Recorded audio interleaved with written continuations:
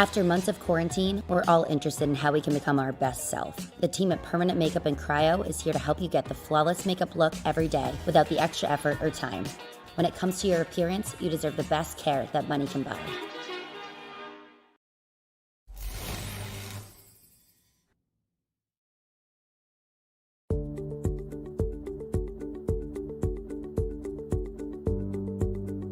Sound art is a product that is a speaker and it's art. We combine it together and we call it sound art.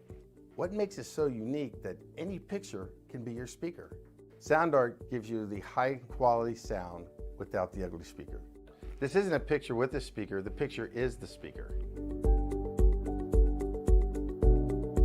Just imagine your wedding picture uploaded onto a canvas and now it's speaking 10,000 tunes. I mean, it's a very cool concept. What we like so much about it that you can take anything that means something very special to you, upload it on the canvas, have it hanging up in your room, your balcony, wherever you want to put it, and now it's a speaker. I mean, how cool is that? It's something that we have that and no one has. No one has this product. It's just a great gift to give anybody. It's just a neat concept. Around here we say, art never sounded so good.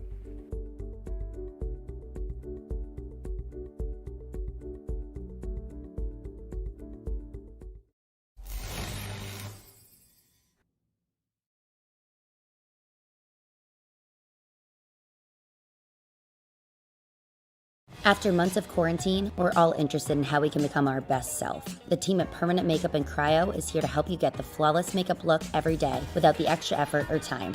When it comes to your appearance, you deserve the best care that money can buy.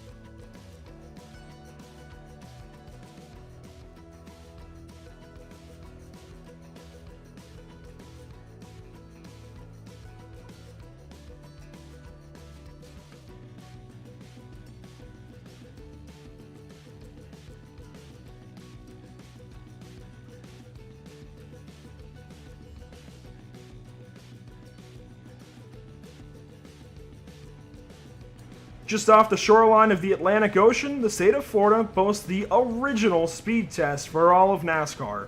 The track that needs no introduction, Daytona International Speedway. However, tonight's series might need a bit of an introduction here on Pit Stop TV as we officially kick off our coverage of the NORC iRacing Series, all beginning with tonight's first annual NORC Classic. Welcome, race fans, to Pit Stop TV. The ever-amazing Eric Brennan joins me on the virtual mic this evening. Trey Shuttlesworth is over on social media. I am Andrew Cardinale IV, and this is Pit Stop TV's live coverage of the NORC iRacing Series. Thank you for tuning in across our multiple platforms, Facebook, YouTube, Twitch, and Twitter. We descend to the land of alligators and February heat for the first annual NORC Classic.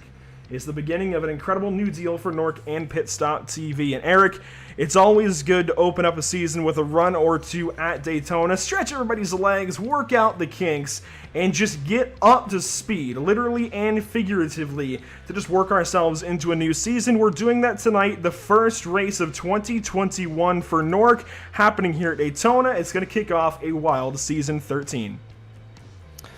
Thanks a lot, Andrew. And first of all, hello, everybody. Happy to be here this evening for what I expect to be a thriller, which is normally a trend, I would say, with the Daytona International Speedway. But I think you said it all in your intro there, Andrew. You know, this is an opportunity for these drivers to put themselves in another class. And what I mean by that is we have no backbone to go off of for 2021. Now, this is a series that's been in operation for over a decade, so there's a lot of information to comb through as far as, you know, how some of these seasons unfold, what type of car they've used over the last few years. But this is going back to something we hear Dale Earnhardt Jr. talk about it a lot. You know, he used to love the fact there was a preseason opener on a Daytona Oval, typically a relatively short race, a fun car to drive, and it's a thrill for us who are able to sit back, relax, and watch it. Well, tonight we got some drivers coming out of a field and an organization and series that is known for breeding a lot of talent. And I think we're going to be privy to 100 laps of pure excitement on the high banks. And one of these drivers is going to start their 2021 NORC season with a little bit of an edge, some momentum, and a whole lot of confidence. If you're new to NORC, yes, there's a lot of talent that gets bred here. And the series has been around, like you said, for working on a decade thereabouts. I think it's back to the NASCAR 09 days on Xbox 360. NORC has been around for such a long time, a lot of history. If you really want to delve into the stats, we've got a few that we can work you through this evening. But let's begin by talking about Daytona. I mean, it needs no introduction, but here it is. 18-degree banking in the tri-oval. It makes it one of the most treacherous pieces of racetrack on the NASCAR schedule, and will do so here as well for the NORC schedule. Now, if you've noticed, the graphics might look a little bit older here because we're not just racing at Daytona, Eric Brennan. We are racing at the old Daytona. So we have a backstretch with grandstands back there. This is the 2007-2008 scan of Daytona International Speedway before the repave and before this place was smoothed out. So we'll get to more of that in a moment, but you do see turns 1, 2, 3, and 4. After that 18-degree tri-oval, you head down a 2-degree banking short chute down to turn 1. 31 degrees banking holds you pretty nicely. What doesn't hold you pretty nicely is all of the bumps here, Eric, that jostle these cars around before you go back down the backstretch. Again, 2 degrees of banking until you fire off into 3 and 4. Turns 2 and 4, trouble spots this afternoon. Along with that tri-oval, we've got a lot of pieces of racetrack to watch. And that's a great point. The fact that we are running this older model surface. Remember, Daytona International Speedway was repaved back in 2011. Since then, they've done a great job at being able to retain its relative smooth surface. I mean, think about the evolution of how they pave roadways in your local hometown on the highway. They brought a lot of that technology to Daytona when they repaved it, and that's why we haven't seen it age in the way in which it did about 10, 12 years ago. So running this style of track, which has a history of producing some pretty incredible and thrilling finishes. But the caveat here is we're running this style car that you see on your screen as we are privy to the final about 3+ minutes of practice. We're running the late 80s Cup cars at the 87 Monte Carlos and the old Ford Thunderbirds. For those of you who go back to the NASCAR 2003 days, they liken to the old Aero 88 mod that you would see. But on the iRacing sim, first off, hats off to everybody at iRacing for being able to replicate this just this past year, really. But also, you can see it already. They are forced to not just sail this thing off into the corner, but throw it off into the corner. And yes, that 31 degrees of banking will catch these cars, but all those bumps you were alluding to, that's going to keep these drivers turning right a heck of a lot more often than they would if they were in today's modern day Cup car. Absolutely. This place jostles your teeth out. Everybody knows it. If you're familiar with the iRacing sim, this place is treacherous. If you're familiar with NORC as well, I mean, I know we're going to have a plethora, a big mix of viewers joining us for the NORC season coming up the rest of this spring and summer, even close into the fall. It's going to be a long season. You're going to be familiar with some of these drivers. You might not be familiar with others.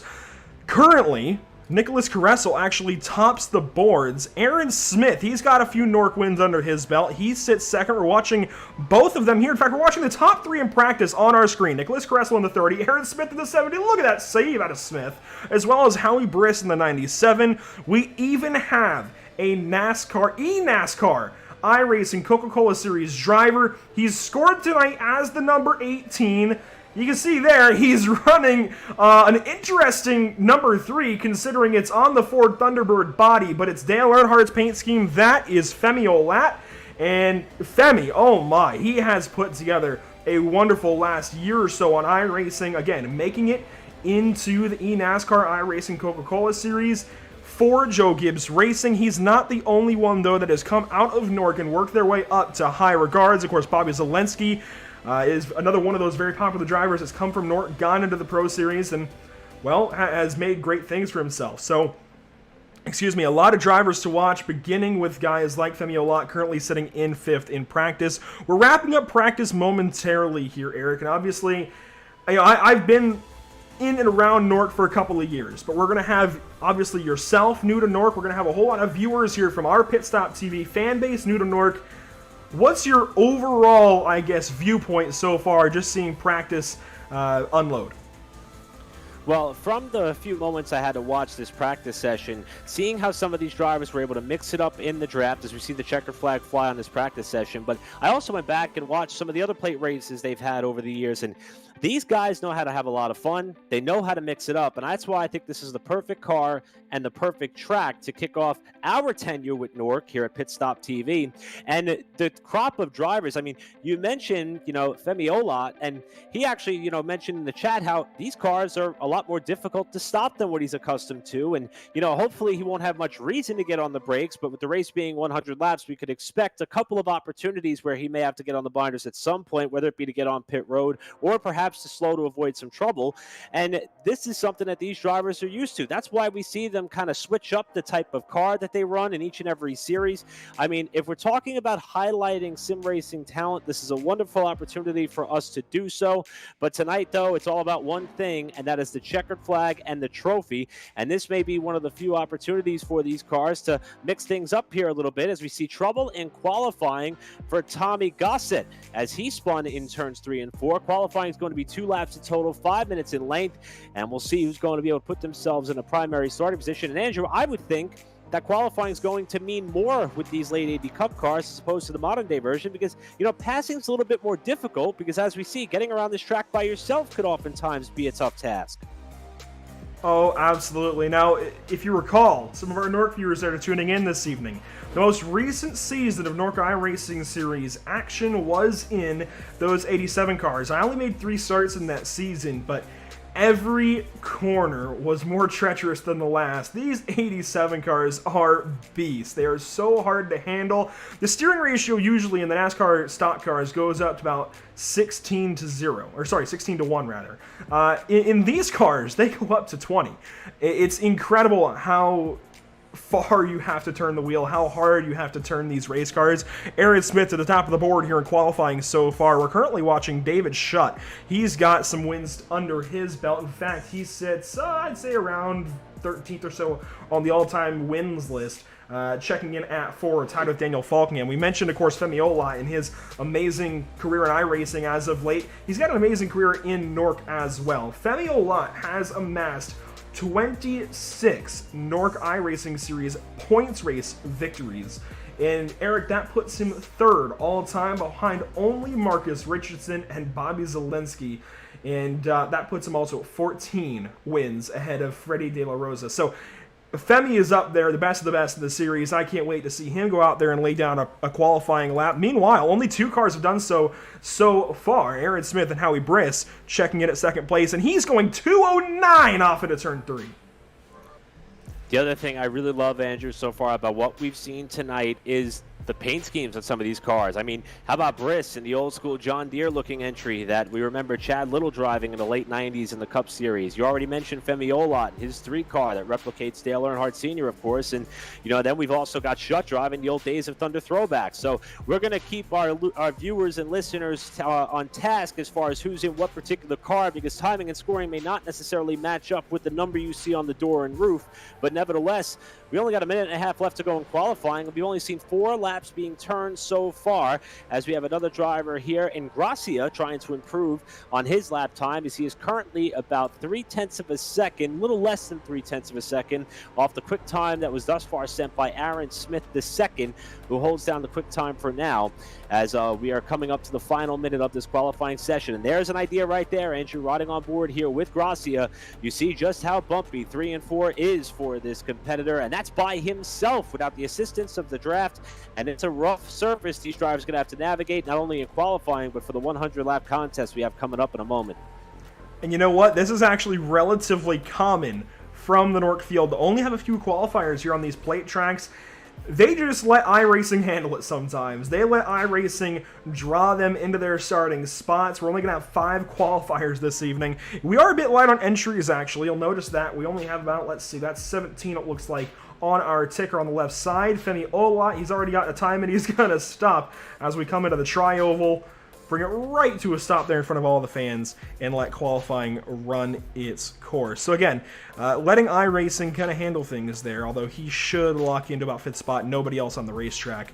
So before we get into the grid and everything, again, this is going to be a wild season of NORC competition on Pit Stop TV. I'm so happy as a competitor in NORC the last few years.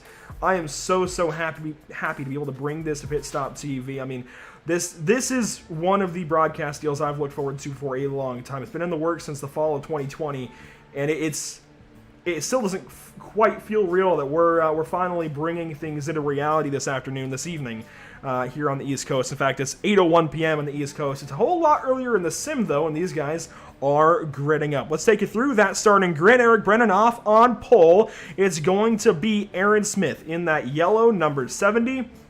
With none other than Elijah Drew Gracia to his outside. Checking in third, it's going to be Howie Briss in the 97. David Shutt, 4-time winner in the NORC iRacing Series, will roll off 4th.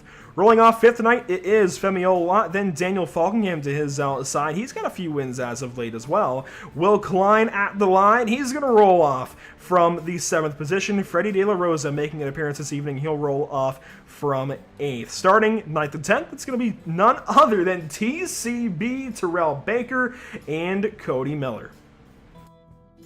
Just outside of the top 10, as we go back to row number 6, is where you'll find Spencer Owens lining up in the inside and 11th spot. Outside is going to be Zoltan Herzig. Herzig, that is. I promise it's the only time I'll botch that one tonight. Going to roll off at 12th spot. Tommy Gossett in the 80s going to start inside of row number 7, and 13th and 14th spot is going to be that of Sean Williams. 15th, we've got John Berry rolling off from the inside of row number 8 in car 74. Outside is going to be Nicholas Carreso, who's the fastest car in practice in car 30, going to come from near the back of the pack. And rounding out our field tonight in the 17th position is going to be Cole Freilich, who is scheduled to roll off in that 17th spot in car number 15. And that is your starting grid here. 17 cars slated to go for, as we mentioned, 100 laps for the preseason kickoff to the 2021 NORC season.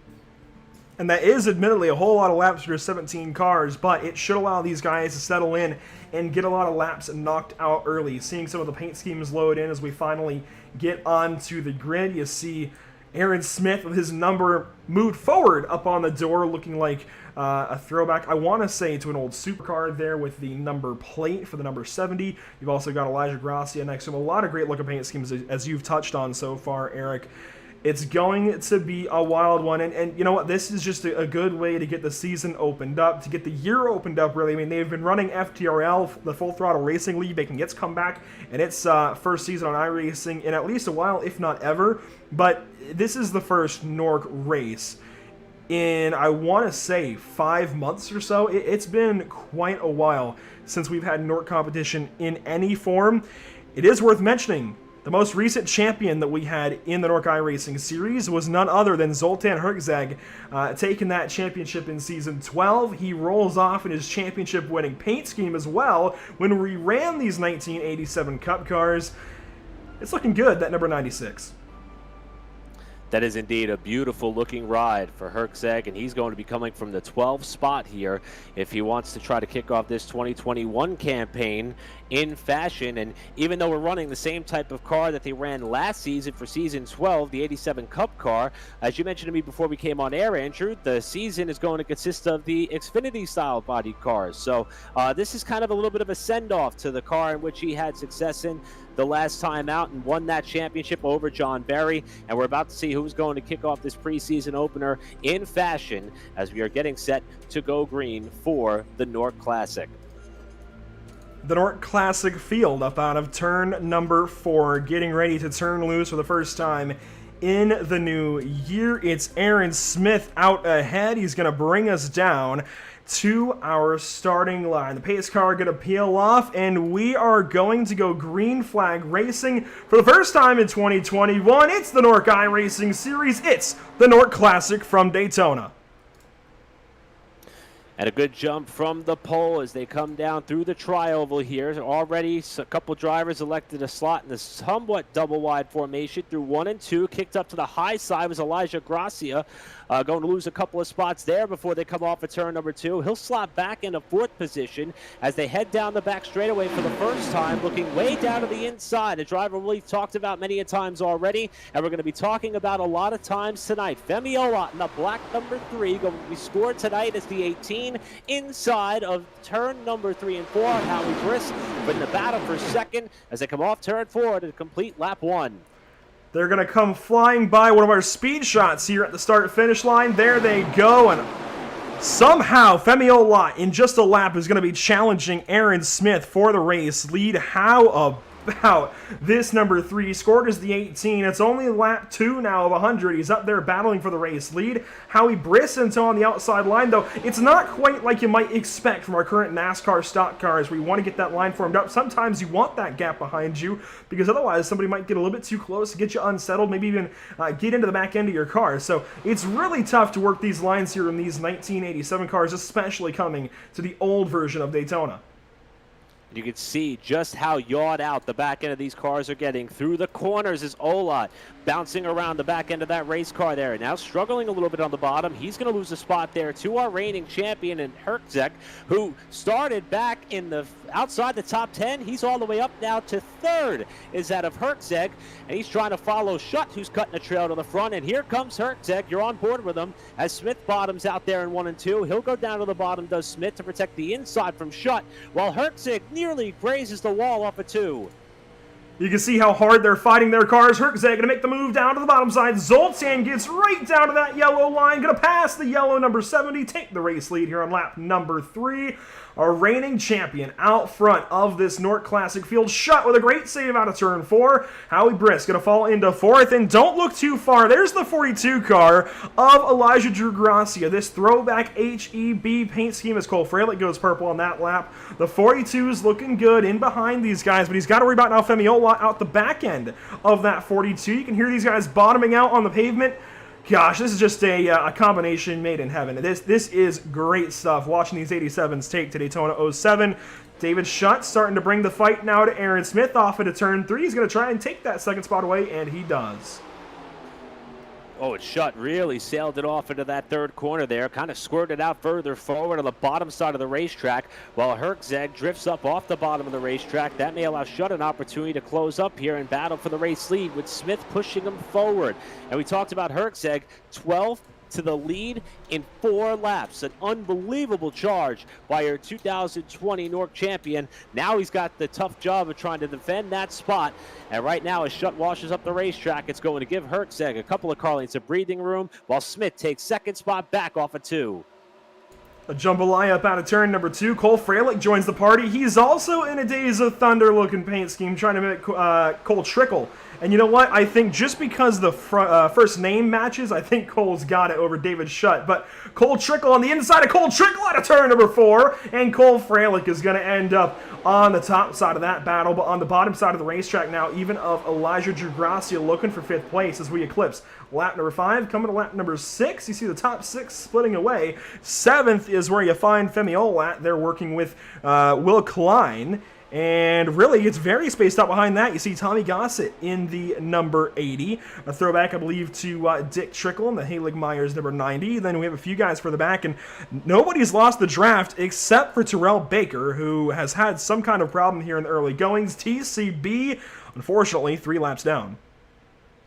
Yeah, now running on the apron of the racetrack there at 1 and 2 at a very high rate of speed is that of Baker, and that's not going to be the way in which he started off his NORC season. However, a long way to go in this race still. We've only got 6 laps in the books, and surprised to see Olat after running up towards the front of the pack when we kicked this thing off.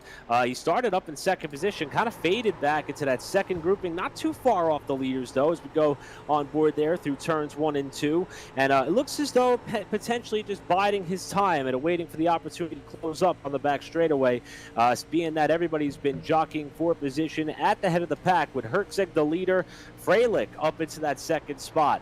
After that 2nd identical looking Days of Thunder livery has now rocketed his way to the runner-up position after trailing this field a lap ago. Oh, he got the apron out of 4, and Howie Brice just misses the left rear of the 15. That was close, Eric. I thought we were going to have a massive crash out of 4. And catching the apron still in the tri-oval is that of that number 15 car, Freilich, and he's going to have to send a thank you card to that 97 that we're on board with, the John Deere machine of Brice, because he could have pressed the issue and sent him fully around. Instead, he pedaled the throttle and allowed him a chance to save it. And he's going to be able to salvage the 3rd spot for the time being. Now looking to get back up to 2nd at the end of the back straightaway. And if you tuned in for NASCAR's, well, Fox Sports coverage of the NASCAR duels, the Cup Series duels at Daytona the other night, you'll have seen part of the, or at least most of the Days of Thunder documentary they had, going behind the scenes, the makings of Days of Thunder. Not gonna lie, when we took that shot from the back end of Zoltan's car, it felt like we were on one of the camera cars filming a scene from Days of Thunder, just seeing that green and yellow City Chevrolet dip down to the bottom side and look for that pass, and now he's dipping down to the bottom side of Zoltan. A couple of Chevrolet Monte Carlos going at it, 3 of them actually up at the front. I suppose that's 3 Monte Carlos going at it for Dale. They're gonna go 3 abreast, 3 wide down the backstretch. David Schutt through the middle. No hesitation at all by Schutt, who goes to the middle and makes it work. He cements the lead as they come to 3 that time and skates up in front of Herczeg to hold that spot, but for how long? Herczeg trying to get it back off the corner, and we got a gaggle of cars racing for the lead like it's the last lap. That's what makes this series so much fun, and as they come to the stripe, it's Herczeg back to the lead. Racing very aggressively here, not even 10 laps in. It's already felt like a marathon for these guys, but we've still got over 90 to go. In fact, 91 the last time by the stripe. This is exactly what we expect, though, especially out of David Schutt, for example. That is what I think of. When I think of David Schutt, I think of being aggressive. I think of going after the race lead, going after every position that he can get early. In fact, we were able to cover a couple of NORC IndyCar races back in the early portion of 2020, and that was exactly our big takeaway. Cole Freilich even joined us on the mic for that one. David Schutt, very aggressive in those IndyCars at Texas Motor Speedway that evening. He's very aggressive in these NASCAR 87 cars this evening at Daytona. Oh boy. He's aggressive. Aggressive, absolutely, and that is going to be what it takes for this car at this track. And look at how the pack is starting to tighten up. What was once about a 5-car breakaway, hang on, way down to the bottom of the racetrack goes Elijah Gracia. He's going to be able to save that car. Up alongside comes that Dick Trickle painted number 80 to the outside, trying to take that position away. We are double wide, Andrew, for about the first 3 rows here. Swerving out in front comes Briss, and those 2 City Chevrolets skate their way off the corner in the battle for second. It's going to be Shutt taking it back, but we've got this battle up at the head of the pack, starting to rope in a couple of more competitors here. Looks as though the entire top 8 is in this gaggle of cars, while Herzeg is trying to get back to the front. He's going to look 3 wide. Oh, Zoltan, he saves it! I don't know how he hangs on to that Chevrolet, but he does. Keeps racing, and there's a whole lot of green and yellow up in the front. In fact, the blue and yellow, actually, number 70, going to go down to the inside of Cole Frere, like side by side down to turn 3. But Howie Briss, David Shutt, they've pulled off and away. They were almost tandeming out there. Now David Shutt backs off a little bit, lets Howie get a bit of a lead, and oh, David Shutt sideways up out of the corner. Here comes Zoltan, right back down to the bottom side, and he's going to take that spot away at the start-finish line. These guys, they don't know they're going 100 laps, it seems. They're treating it like it is the Busch Clash, and you only have a number of laps to get it done. Zoltan right back to the point, just drives down to the bottom side and makes it look easy on Howie Briss.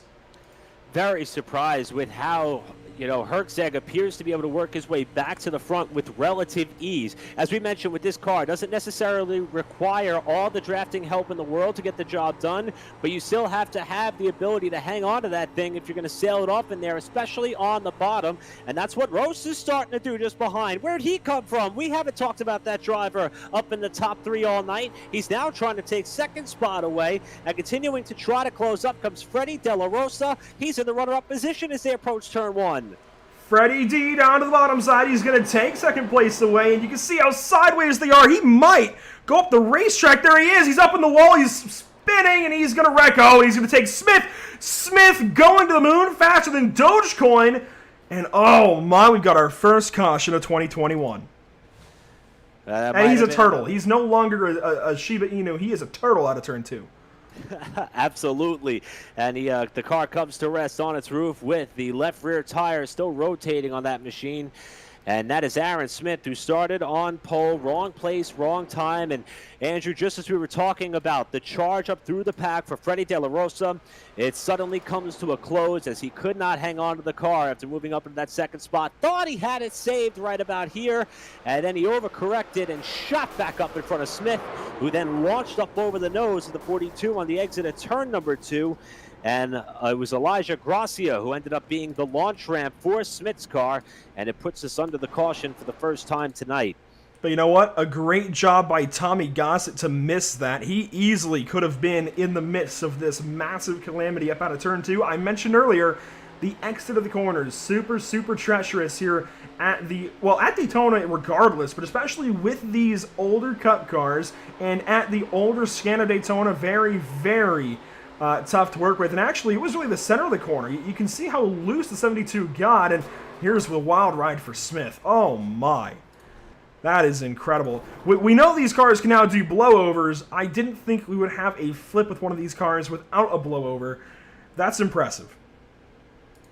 Yeah, just absolutely rode over the front of Gracia's car to send him skyward. Did that of Smith, and boy, just like that, we have our first yellow flag just as we started to see that front and lead pack grow more and more. And this is going to be an interesting perspective. Here's Elijah Gracia, who, has been relatively in the top 5 all throughout the night thus far, keeping distance between himself and the cars in front of him. He's going to watch the 72 spin down to the bottom. Thought he may have had it cleared, and hello, not only up into the windshield, but skyward goes Smith, and tumbling down. And what a great job by the rest of the field behind. Look how many cars had to take advantage of that runoff area. Remember, with this being the 2007 version of this track, that whole back straightaway is not paved. They did not have as much room to utilize the pavement there. They took advantage of all that they had, though, as some of the leaders are on pit lane.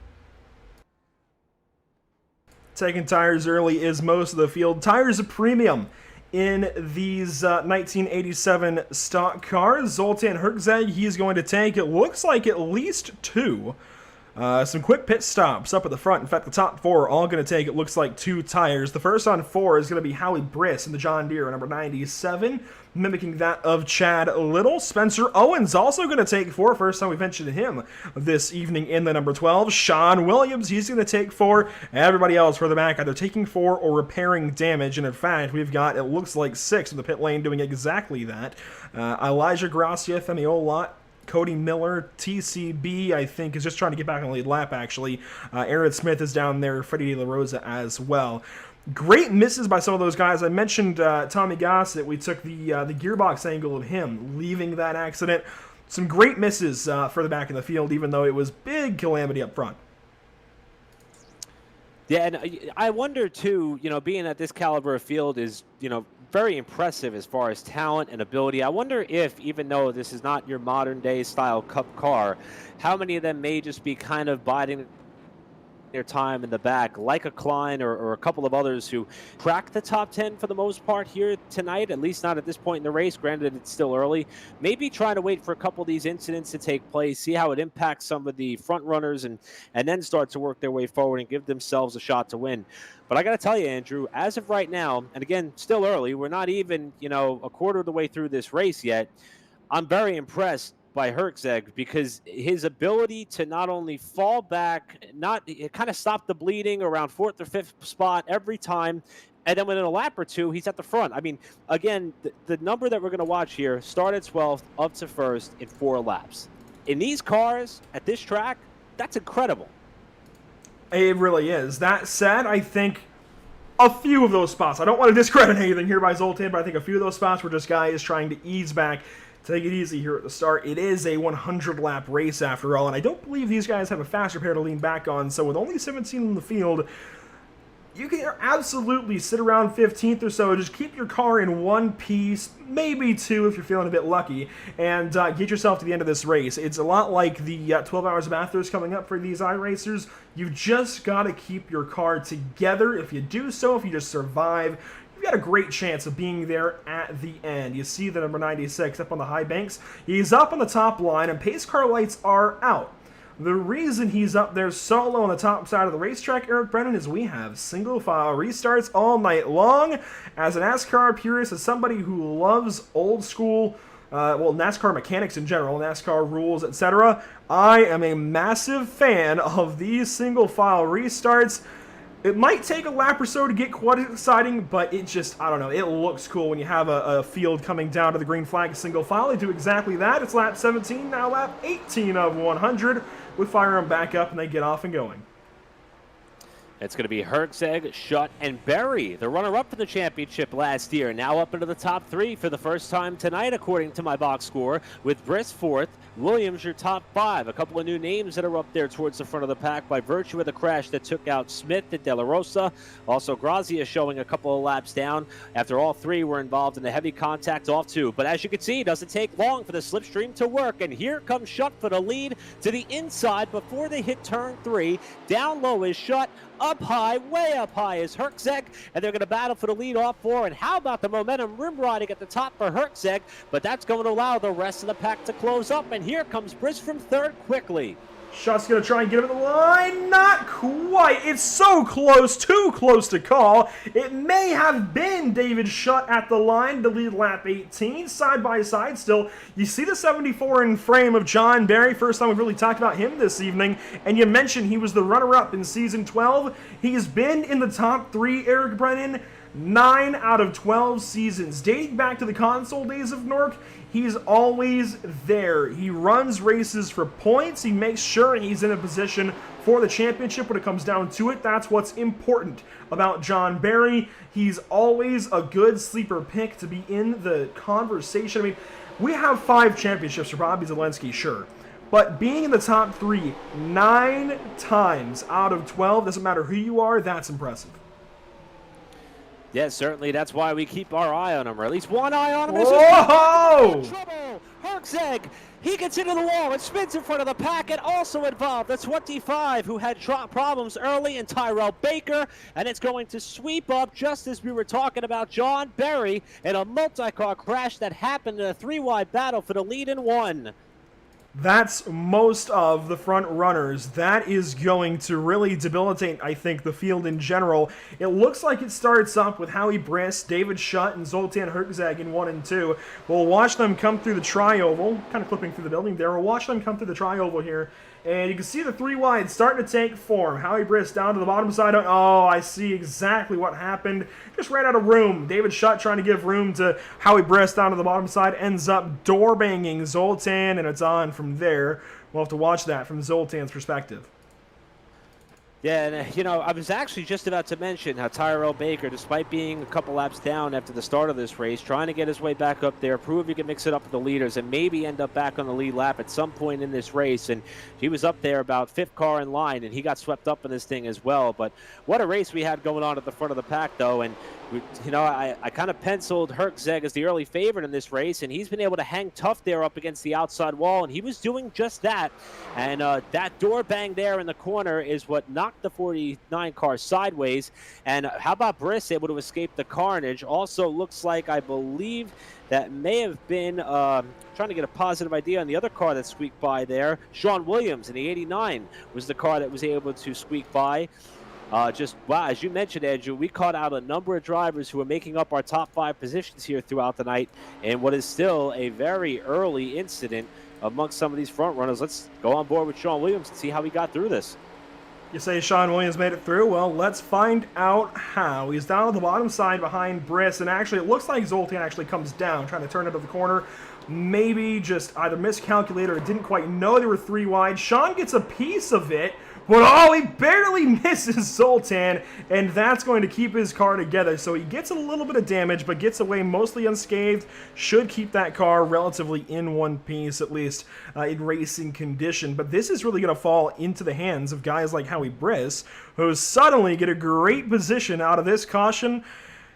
This 97 might just be in position to walk away with something here, but, I honestly wouldn't be surprised, actually, if we get kind of a split field after this. Some of the damaged cars falling back, some of those guys who have made it through these incidents so far staying up front. What do you say? We try and talk with Howie Briss right quick and see how he's feeling about this thing on lap 22 of 100. We'll bring him to you, Eric. Thanks a lot, Andrew. Howie Briss, the leader right now, as we're approaching the 25% distance mark on this race. And Howie, great racing up at the front of the pack, but man, it's been intense. We've had a couple of hard incidents already. What's your vantage point from the cockpit? Has this race been everything you thought it would be, or is it a little bit too intense for your liking and you're happy up there in P1 right now? Right now, as I could say, I'm kind of happy, but yeah, I don't know. I sent it 3 wide. I didn't mean to, actually, because I was on fresh tires. David and Zoltan were on old tires, and I don't know what happened there, but I'm kind of happy to be out in front right now. I feel like I got an advantage over everybody. Now, we still got a long way to go, still more than 3/4 of this race left. Do you think it's going to be a night about surviving, or do you think things are going to calm down from this point forward, or at least is that what you're hoping from the P1 spot? I'm expecting either it to go 2 ways. I'm thinking that we'll probably calm down, get some laps in, and then possibly towards the end, we'll get some chaos going in, because as soon as the tires start to wear out, you're slipping and sliding, and this thing is like a land boat. And you know what a land boat does. It just weaves around like you're on the high seas. This is what this car is all about, just trying to manage your tires at Daytona. Now, we see that you're on 1 to go. One last question, though. Before, take all that stuff out of the equation. The fact it's been a little bit crazy. From our vantage point, it looks like you guys are having a lot of fun. Granted, there's no points on the line. It's all about the win. How much fun are you having out there in this car at this version of Daytona tonight? I'm kind of having a ball right now, just having some fun. I got Cole Freilich behind me and this similar paint scheme, and my grandmother's upstairs watching, so hopefully she doesn't get me and Cole mixed up, but hopefully we'll make this entertaining for the fans at home. Well, we're looking forward to it. Hopefully we talk to you in a little while longer, Howie. Good luck for the rest of the race, my friend. Yeah, thanks, guys. And again, that was Howie Briss, who's going to lead us back down for this restart. We may have an opportunity to talk to again a little bit later on tonight if he could stay up there in P1. But Andrew, still got a long way to go. We're going to be coming up here to kick off lap number 24. And a lot of cars were on the pit lane there trying to get service. A lot of cars are damaged and made sure that they try to get their cars repaired in time. Let's see how the rest of this race pans out as we get ready to go back to racing. A very long way to go, Eric. Still 3/4 of this race up ahead, thereabouts. And you see the 97, the 15, they're the two cleanest cars in the racetrack at this point. I think Tommy Gossett could be lumped into that group, though. He's got a pretty clean-looking number 80. It looks like the 28, Cody Miller, has a little bit of damage, but he's still up there. Decently clean, mostly straight. We'll see how he falls into all of this as we go back green flag racing, coming to lap 24 of 100. Howie Briss off and away, already side by side for second. Didn't take long for Miller to decide he wanted to try to head a little bit further forward as Miller is on the bottom of the racetrack in that black and white car, sliding his way up here to take over that second spot. He's got some help from behind from Gossett. I love that paint scheme on Gossett's car. Even though we're not at a short track, you always remember how Dick Trickle used to be able to wheel that machine, and it's going to take a similar talent, and he had to slam on the brake pedal there to avoid another accident on the back straightaway as we're side by side for the lead in 3. And we thank Tommy Gossett for his awareness there. He's working with some hand controls this evening, and he's doing a great job of it. And oh my, how about Cody Miller to the top spot? He's won here at Daytona before, and he's going to the front, bringing Cole Fralick with him, trying to usurp that number 97 for the race lead. It's going to work for now. And suddenly, the black and white number 28 looks pretty strong out in front of the field. I mentioned he's got a little bit of nose damage, but still looking pretty strong. And don't look too far. He's still a couple of laps down, but Terrell Baker, TCB, up here mixing it up with the race leaders despite being one lap behind. On board with him now on the back straightaway, trying to get that lap back the old-fashioned way. But we got a new player into the mix. Here's a name we haven't called much tonight. How about Spencer Owens in the 12, who is trying to get up to the race lead here off turn number 4. Briss holding steady on the high lane, which appears to be working well for drivers at the head of the pack. And Owens is not going to be able to draw up alongside. There's going to be drafting help coming in the form of Shutt, who's got Baker under the back bumper of that car as they enter turn number 1. Baker now... Whoa, TCB!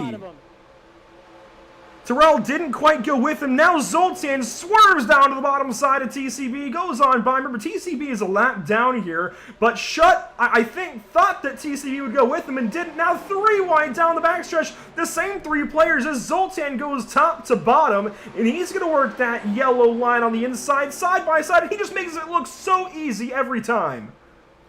We thought that crash might have taken Herzig out of contention. Think again, didn't take him too long to get back up here to battle for the front. And here comes that lap car, Baker, to try to give him a shove down to turn number 1 for that top spot. Baker, though, is going to duck back in line behind Briss and Shutt on the approach to the first corner. That may shuffle Herzig back a little bit as you see Baker get real sideways there. Third car in line to the outside. He's got to have it hanging out again. Great save there from Terrell. Keeps it underneath him. Side by side now, a couple of Chevrolet Monte Carlos headed down the Daytona super stretch in behind the 97 of Howie Briss. You see most of the field streaming out, but Cody Miller down to the bottom side of TCB trying to take, well, not that spot away, but just get on by him anyway. He wants to not have to battle that lad car. Those guys working the apron. Shutt was anyways. Miller there with him. Thankfully, Cody kept it off of the apron too badly, and they keep racing. But these guys definitely getting a workout tonight with how they're sliding these cars off the corner out of the 31 degrees of banking and what is, again, the 2007 edition of the Daytona International Speedway. And you could tell by how rough the surface is, especially on the bottom treble. TCB around. Is he going to keep it? Oh, thankfully he doesn't blow over. I guess you can look at that 2 different ways. Sometimes we like to see those blowovers. He keeps the car rolling, no caution. We'll keep racing. He was a lapped car, and if we get a caution, he should still get back onto the lead lap as long as it comes out relatively soon. The interesting thing I want to mention here, Eric, is these guys have to lift a lot if they want to keep in this field. It's something you don't usually have to deal with nearly as much in the current NASCAR stock cars. You certainly don't have to counter-steer so often. These guys are driving the cars very, very sideways with very little to lean on. In fact, you can see how curved the sides of the cars are. They're not flat. They don't give you the same side force current Cup cars do. It is a handful, and you're having to work every part of your brain just to keep things straight. And it's going to be the theme of the night, as we are not even halfway yet in this race for the NORC Classic. And even after a couple of multi-car incidents, you could see as the top four are double wide, 2 rows deep, these guys have elected not to try to pull it back and log laps. They're going to keep fighting hard, as we see Gossick getting a little bit sideways there after taking over the 3rd spot from Owens. And we're side by side for the lead again with one of the cars that was involved in the most recent caution. Herzeg, the reigning champion, now trying to get the lead away from Briss, but he's not quite clear off too. He's going to have to surrender the outside lane to Briss, who has a huge run up top, trying to hold on to the top spot. We've got the NORC Tona 500 duels coming up in a week's time, but I think these are the duels we all want to see, going at it side by side, lap after lap, and here comes Tommy Gossett. Oh no! Oh, is he going to hang on to it? No. Zoltan around with him. As soon as Tommy Gossett got to the race lead, old tires prevailed on him and sent him around. Cole Freilich and Femi Olot get involved. Oh my. And that was for the lead coming off of turn number 4, where Gossick got sideways. And what a job and heads-up move by both of these cars, both Gossick and Herzeg. You're going to see it here on your screen as we cue up the replay. They elected to lock it down as soon as these cars got sideways. And Andrew, you alluded to that earlier when we saw Baker spin. 2 reasons for that. One of which, of course, they didn't want to come back up in front of the pack. But also, if these cars spin around too quickly at high rate of speed, or this high rate of a speed, they're going to go skyward. And you see them lock it up as quickly as they can to scrub off speed. On the outside of the track, though, we saw Cody Miller, who was on the binders. He did get some contact from behind. Femi Olot was trying to get through. And also, the 15 car of Cole Freilich may have gotten a nudge from behind by Olot in a 3rd yellow flag, 3rd multi-car accident in this NORC Classic, and again, the 3rd time it's happened at the head of the field.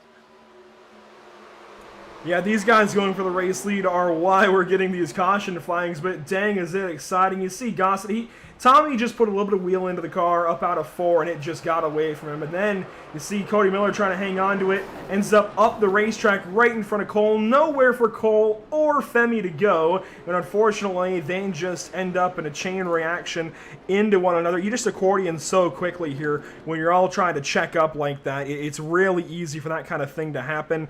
And unfortunately, it's going to bite the 15 and 3 cars under this most recent stoppage of action. Lap 32 of 100. We have cars back on the pit lane. Howie Briss, though, staying out. He's been out there for 16 laps. Some of those caution laps, however, he stayed out under the last yellow, too. I'm surprised by this move from Howie.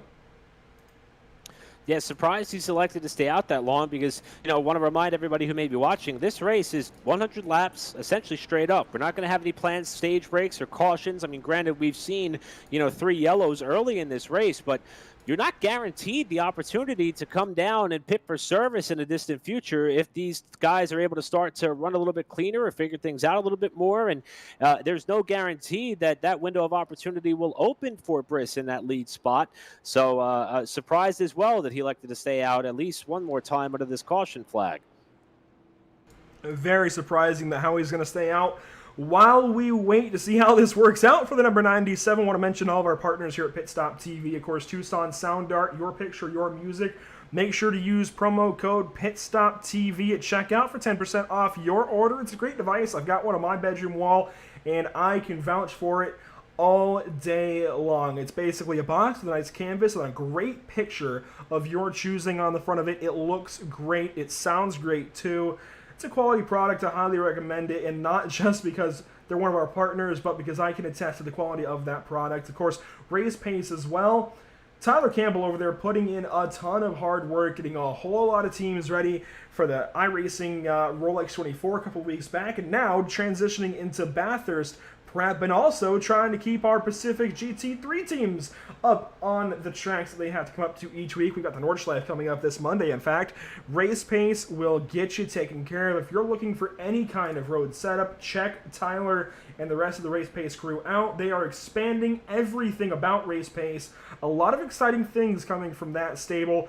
And we'll talk more about permanent makeup and cryo in Maine and Whiplash Media in a little while. But Eric, I'm really excited to see how the rest of this evening goes. And this, again, is just a precursor to a lot of 2021 action we've got ahead. You mentioned earlier on, we have NASCAR Xfinity Series cars to look forward to. It's the first time that we'll be racing those in NORC since Season 7.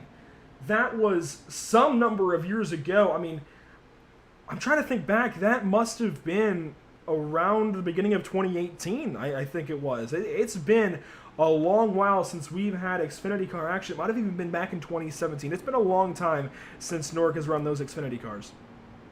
Yeah, thanks to our crack statistician team at Pit Stop TV, able to go back in time and take a look at how that season panned out. And it was Freddie De La Rosa, who, believe it or not, looks as though may be the driver who's going to round out our 17-car field here tonight. So I bet he's definitely amped to get back in an Xfinity car in NORC competition, because he was the driver who was able to reap the reward.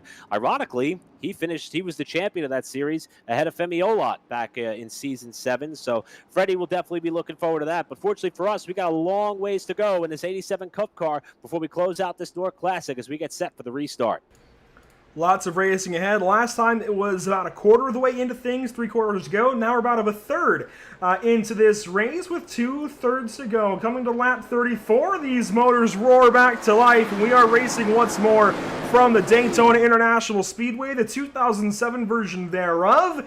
And man, Sean Williams is going to bring the fight right to Howie Briss. How about the number 89 suddenly thrust into this battle? Sean Williams so far, his highlight of the night, being able to work his way into the front of the pack, avoid the major crash that happened at this sector right as we're passing off turn number 2. That was our second caution of the night. Now he has a chance to go up against Briss, mano a mano for the top spot, as the car behind him and Miller is not close enough to mount a charge for the runner-up position. It looks as though that for now, Williams is going to follow Briss in the tire tracks as they bounce their way off at turn number 4 and back to the line to complete one lap after the restart. But look off in the distance. Here comes Herczeg trying to work his way back up towards the front of the pack yet again. He's now up to third. Zoltan already in that battle with Cody Miller for third position. You see the top two up ahead. They've kind of separated themselves for now. But the Swifty Carlo not going to get too far away with that Ford Thunderbird of Howie Briss just yet, because here comes Zoltan. Reigning champion in NORC. We've talked about it a lot so far. He's coming off of a championship in that car. I mean, he is the one to beat right now in these 87 cars. It seems like he has definitely done his homework for a race that I don't think we knew was going to happen for 4 months of the 5-month off season. He is certainly prepared for this one. He is down to the outside, up to the outside of Howie Briss, already fighting for that lead again. I mean, this is insane. He just gets runs from nowhere. They suddenly materialize, and he goes right on by. I think the most fascinating thing we are seeing out of Zoltan Herczeg tonight is his ability to swing that car out up to the wall and kind of use it as a bit of a buffer to kind of keep that car in line. And how about Baker? Here comes Tyrell Baker yet again. He too is proving that he can cut a trail to the front of the pack relatively easily, except this time he's on the lead lap, up to second and looking for the lead as he slips up off turn 4. He's gotten around Briss and now is going to chase down Herczeg for the top spot. TCB is a hell of a plate racer himself, and he is working on Zoltan right now. He's going to look high. He's going to go with it. Does he have help? He's got David Shutt back there, but not too close right now. The 25 car up to the outside. It's turn number 1, sideways, drifting, and oh, we've got another big one. Howie Briss! Oh, no. John Barry gets a piece. Cole Freilich around. Will Klein involved. Another multi-car crash in the front of the pack, and it was after watching Tyrell Baker work his way up to the race lead momentarily, and he might have sent it off in a 1 and 2 a little bit too hard as the back end stepped out on him, and he took out a driver who, unofficially, according to my count, may have led the most laps tonight in Howie Briss in the John Deere machine, and head on into the wall goes Briss. Sean Williams escapes another one. He slid there, did make contact with the left front of Baker's car, but after bouncing off, Williams was able to continue driving forward, and you saw Femi Olot in the grass as well. We'll take a look back at this one more time. This time we'll keep up with, let's pick the 74 of John Barry, because he's going to have a great view of all this happening up ahead. Terrell just gets loose up on the top side trying to raise Zoltan and David Shutt and Howie Briss. He comes back up and just body slams the 97. Somehow You saw the blue 89 on the bottom side. He's going to get through this thing relatively unscathed. I'm not sure how he did it, but Sean Williams is going to escape major injury in this one. That is incredible. Let's take a look at it from his point of view here. Going to go on board with John Berry now, who, again, runner-up in the championship last season, has already navigated his way through one of these crashes, and he sees the wreck up in front, now trying to figure out which way the cars are going to go. It looks like they're coming off the wall, and then here comes TCB back up in his path, and he does a nice job there avoiding the other spinning car of one of the drivers who ran very well earlier in the race, was battling for the lead when he was involved in his first incident in Cole Freilich, as it looks as though now most of the field, in fact all the field, is going to take advantage of the open pit lane and come down for service, or in some drivers' cases, for repairs. Everybody coming in this time, and it makes sense as well, as Zoltan's going to peel off ahead of most of the rest of the field. You see Sean Williams come in. We were intending to get Sean Williams for that replay. We ended up getting John Berry, and Tommy Gossett just misses his pit stall. He'll have to back in and correct himself there if he wants to get service. Everybody else in, and we're trying to get a good camera angle. We'll get one here, it looks like. Here's Daniel Falkingham in for service. David Scheidt. You see Femiola up on the jacks. And even got Howie Briss down there with all the damage. It's going to be tough to see the 97 back up into this one. But everybody else going to get out and away. It looks like out of the pit lane. Zoltan going to retain his race lead.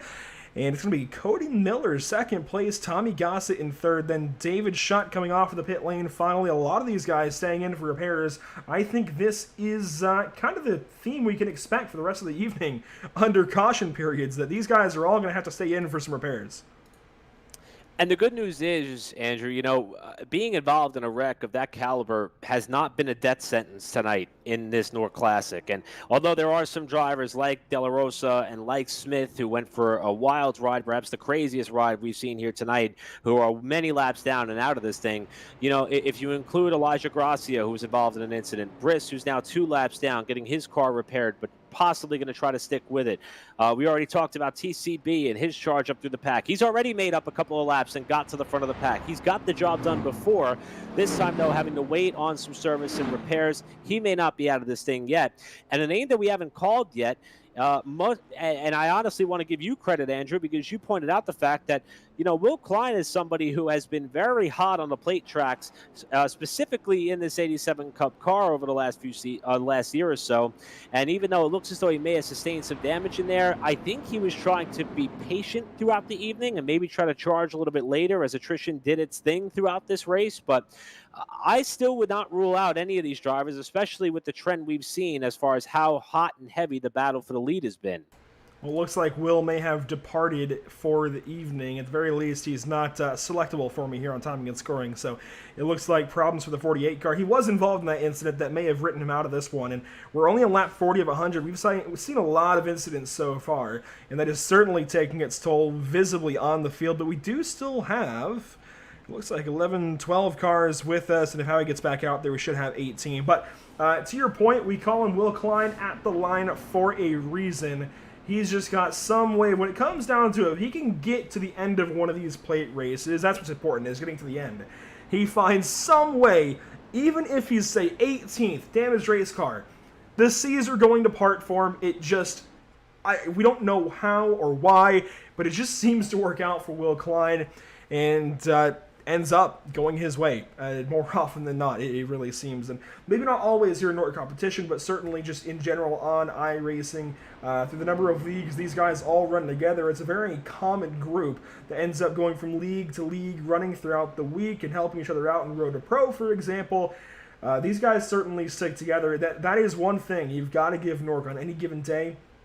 They stick together. They are a quality group of really good e-race car drivers, if you will. Zoltan Herczeg going to lead us down to the latest green flag of the evening. It's lap 40 coming to 41 of 100. Cody Miller in tow. Bit of a checkup there on the outside line. Tommy Gossett already shuffled down to the bottom, and we are 3 abreast. We were 3 abreast there for a moment for second place.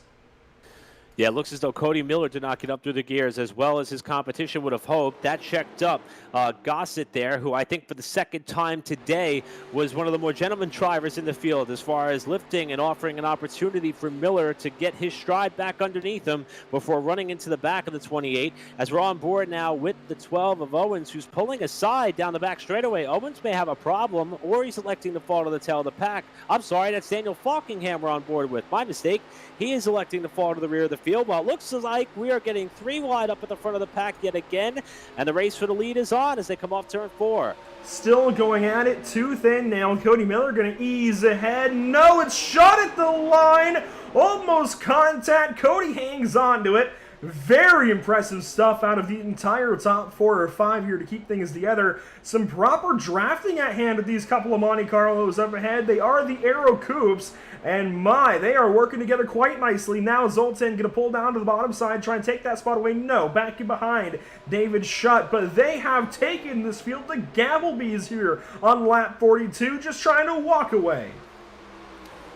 Less than 10 laps shy of halfway in this NORC Classic, and right now, one of the common threads up at the front of the pack has been that of Zoltan Herczek, who I think prefers the top side of the racetrack. There was momentarily willing to go to the bottom, and he's going to do it again here.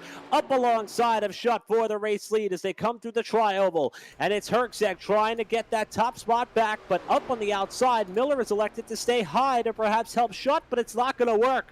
Herczek clear to the lead through 1 and 2. Everybody bobbing and weaving throughout the field here and there, and oh, Zoltan's going to go low. He's going to defend the bottom side. That's going to give Schutt the top, and it seems like the top is great for passing. I'm not so sure on defending. We're out to lunch on that part thus far, as actually Zoltan going to defend on the bottom side, keep that lead position for himself. I think Schutt's going to try and work on a slingshot here. Up out of turn 4, you see a very slow Cole Fralick coming into the pit lane. Unfortunately, after looking very strong in the early going, it's not going to work his way. Tommy Gossett, though, I'm so impressed by Tommy's run this evening. He's working with hand controls this evening, and he's doing a great job of it. He's been very quick to get on the brakes, get on the binders, and check up for whatever happens ahead. Very gentlemanly, like you said a moment ago, Eric. Very, very impressed with Tommy Gossett so far.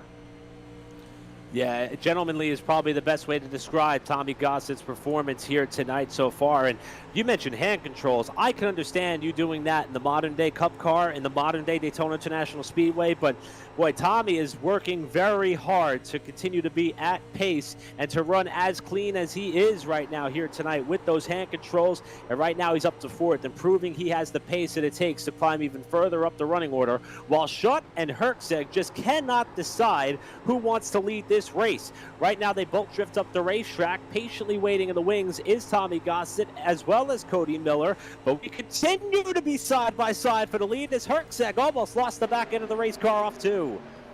Very close racing from these two, still going at it. You see most of the field up top just kind of waiting in the wings, I think, as a plane takes off from the backstretch. But this is just incredible stuff from the 96 and 49. They're running this race right now, and everybody else is just waiting behind. What's going to happen next? Gotta miss that wreck when it happens, because at this rate, I'm not so sure these two survive the next 55 laps going at it like they have been. David Schutt on the outside and Zoltan Herczek on the bottom. How about just the way those cars look coming straight at you there into turn 1? It just looks so cool to see those Monte Carlos coming right at you, especially here out of turn 2 as well. Oh, and those Thunderbirds look nice as well. Schutt is not giving up on the top lane. He will not let this one go to bed, and it looks like he clears Zoltan for the moment, and Miller thought about sticking it to the outside of that 96, then backed out. I think perhaps the best optic that I love about these cars, Andrew, is the fact that they don't look planted. They are clearly not embedded in the racetrack, and these drivers are having to work for every inch of pavement they're trying to occupy, and they may not be able to hold it for long. Herczek now cleared to the lead. However, Schutt looking outside. Nice of Herczek there to open the door, albeit momentarily on the entrance to turn number 1. But this battle for the lead has allowed some of the other front runners to close on in. Sean Williams up into the mix in 5th. John Berry is there as well in the 6th spot. And Femi Olet, who we have not, who we have not talked about much after being involved in a couple of incidents here tonight, still within striking distance there in the 8th spot. As we're on board with Williams, he's got a side-by-side battle at the front windshield with a very loose Gossett off of turn number 4. Yeah, Tommy's been really loose tonight. I gotta give it to Tommy though. I gotta keep giving this guy props. He's run a great race so far this evening, just trying to make sure he sticks through all 100 laps. And you know what? He's been working his way up in the sim racing world as of late. He's had a rough time going, and unfortunately has to take some breaks every once in a while. But Tommy really does put his nose to the grindstone and get stuff done when he needs to. He runs a lot of races, a lot of leagues. He's very, very active on the iRacing.com sim, and I really do got to give hats off to Tommy Gossett. He always finds a way through whatever he's going through to just keep sim racing. It's really impressive, actually, and the hand controls are an example of that. He's doing a great job in that number 80 Simnut Ford Thunderbird and picking up a lot of partnerships as well. As oh, he's going to have to, oh my gosh, he's got to evade the 28, gets down onto the apron. I at a loss for words there for a moment because he's really trying to keep that car in one piece. Gets a shove from Caressel. No, that is Caressel there behind him. How about Nicholas Caressel just sitting back here? He's got a little bit of damage, but sticking in this race.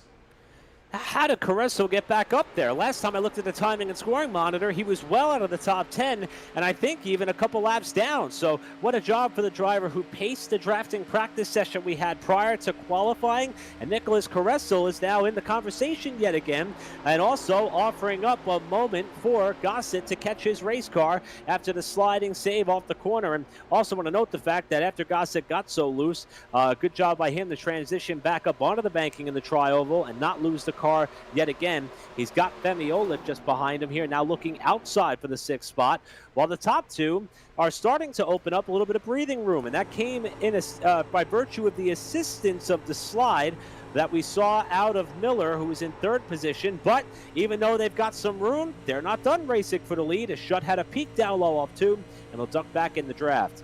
That might have actually just been breathing the nose of that Monte Carlo. He's got some damage, got to make sure it stays cool. But look at the gap these two have opened up. If they just maintain this for a while, they'll have to go through a fuel cycle. But, oh my, they have really opened up this race for them. I say maybe he was just breathing the nose. No, he's going to go down to the inside. We are going to race for it down to the stripe. This is to take halfway, and it's Schutt at the line. Takes the top spot away for the moment. Back behind, you see this two-wide battle for 3rd on back, and this is Sean Williams down to the bottom side with John Barry in behind. A couple of Fords up top of a couple of Chevrolets as Miller and Olot work the top line, and Tommy Gossett there just waiting for a way to get by. They head down the back straightaway. Miller's going to be able to hold on to that 3rd spot for now, but Femi Olot is the car that is starting to move up towards the front of the field. We talked about him running back in 7th a few laps ago, now diving to the inside of Miller. One thing I noticed, Andrew, these cars, it seems like they like to drive literally down the banking. We've seen a lot of drivers on corner entry when they elect to go to the bottom. They don't shoot to the yellow line with the left side tires right away. They enter a little bit high and then kind of drive down the embankment to get a better run to the inside lane. And I'm seeing that also unfold with some of the front runners as they come off the corner. A lot of drivers who are up high, like that of Miller, as they exit the turn, if they're thinking about trying to make a pass, they'll try to apex the exit of turn number 2 or 4 rather late to hopefully give them a better launch down the straightaway, as we now go on board with what looks to be that of Gossett, trying to work the outside of Falkenham, and another throwback looking entry in car 20 as they were in the tire tracks of Berry momentarily. And just like that, the field is starting to accordion back together again.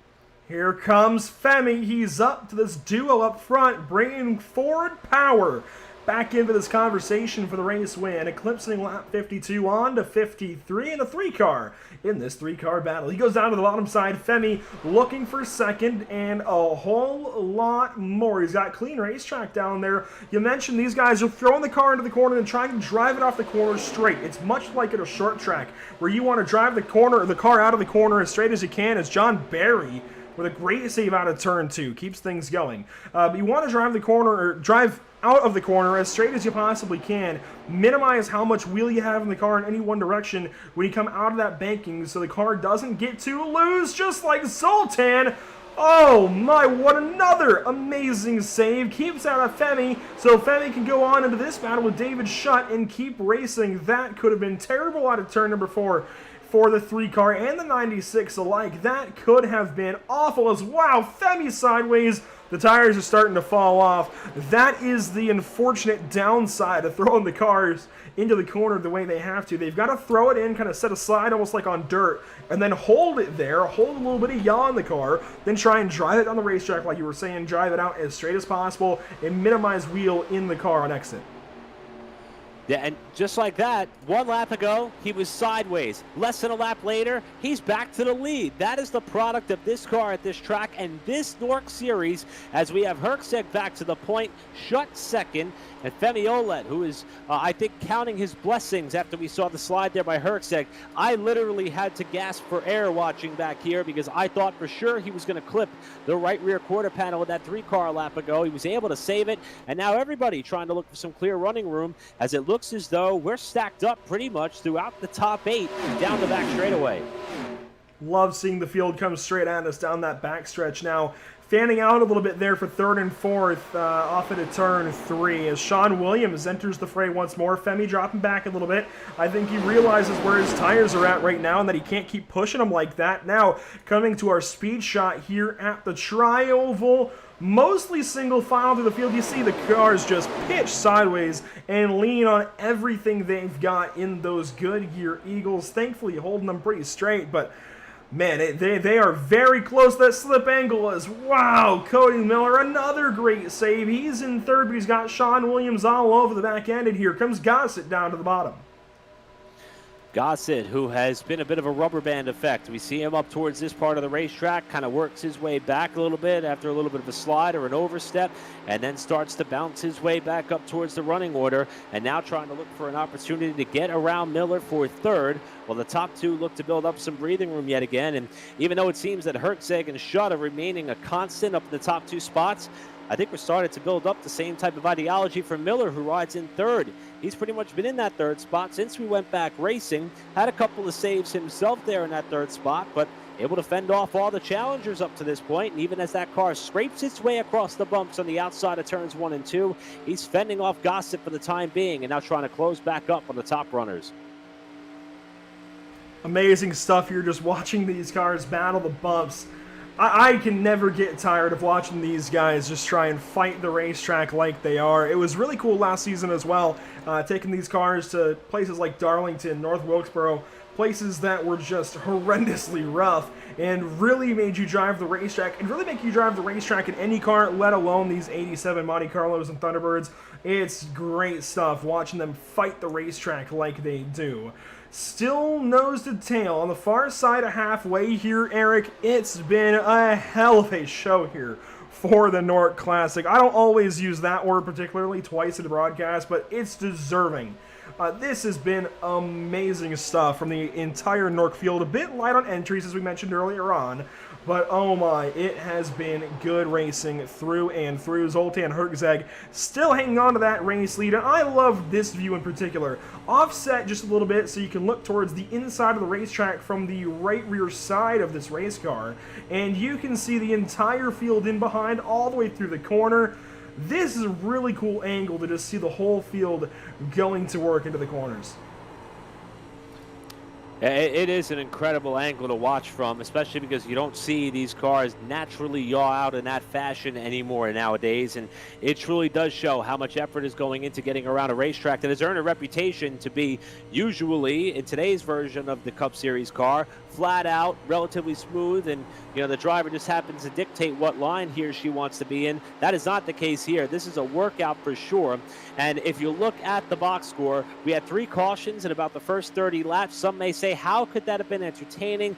Every lap has been like this. You can tell that each driver is on edge. 4 cautions total for 10 laps. How about that, though? 22 lead changes in the first 60 laps of this race. And we've got the top 2 trying to break free, and a lot of fighting going on here for 3rd on back. I could only expect the anticipation and the aggressive tendencies of these drivers to pick up as we approach the checkered flag, but you can tell these drivers are having a hard enough time controlling their own race car on this track, let alone having to race their other competitors as well for position. You mentioned the 22 lean changes. That is insane. As here come Falkingham and Olat. Williams gets the fence up out of the corner. Thankfully keeps that car together, I think. He does keep rolling, keeps it above 186, so keeps that car in one piece for now. Look at the white gloves on the inside of the 28, fighting the car, fighting the track down out of the trial. Well, that was a great look. And actually, I'm glad Cody's running those white gloves on his fire suit. You can watch those white gloves fight. That's something I really like to see in any race car, any racetrack. And when I'm on camera sometimes, that's something I look for, is trying to make sure we can see those gloves, watch the driver fight the race car. It's really, really cool to see, especially here in these 87 cars at Daytona. Let's check into the weather for the first time this afternoon, Eric. 87 degrees Fahrenheit, relatively calm winds, but when these cars are these touchy and this close to spinning out, that feels like a heck of a lot. Oh, yeah, and it also gives us an idea of how much more difficult these conditions could be. From my perspective, as someone who's never gotten a chance to drive this car on a sim yet, I'm thinking these guys are working hard. And when you look at how the winds are relatively calm and how that track temperature, yes, 87 degrees, the ambient air temperature is only showing 73.5 or so. It could be hotter, it could be more blustery, and these guys are still on the edge of control each and every lap by themselves. I bet they're thankful for these conditions they've got to work with here this evening, and they still are working hard, as that was Falkingham getting up into the top 5, nearly colliding with Miller as they came through 3 and 4 as he edges out in front, but not for long. This is an epic look at the back end of the 28 car, and that's Cody Miller getting a shot back ahead of Daniel Falkingham. Not even contact there, just the air from Tommy Gossett's nose pushing that 28 back ahead, and maybe even a little bit of a lift possibly to keep the 20 underneath of Daniel Falkingham. Just watching these guys go at it and keep battling like this is a heck of a lot of fun. I actually read the temperatures backwards at first. When I saw 87, I thought that was the air temp. That is only the track temp. It is very, very calm here in Daytona Beach. I am very surprised. Actually, I thought it was warmer with the way these guys were so sideways. No, that's just how difficult these cars are to drive on a daily basis. Very good stuff from the entire field. Still watching these guys go at it. Back up front, if you're just joining us for some reason, well, first of all, you got to go back and watch the whole race to this point at some point in time. But these two especially, and you throw Howie Briss in there earlier on, even though he's 26 laps down out of this race now, those three, the three to talk about all day long, Zoltan Hertzog, David Shutt, and Howie Briss have been the three to beat, especially that 96, who just seems to get runs out of nowhere, and he'll do so again down to the bottom side, uses the inside line to get right back ahead of David Shutt. And actually surprised to see this because they had built up nearly a 2-second advantage over the third-place driver in Femi Olat. And Olat's got company behind him pretty much from his third-place running position all the way back to 9th in Sean Williams. So this pack of cars, they want those top two to start jockeying for position. They've already closed up 0.2 of a second by them trading that lead just that one lap ago. So they're doing all that they can.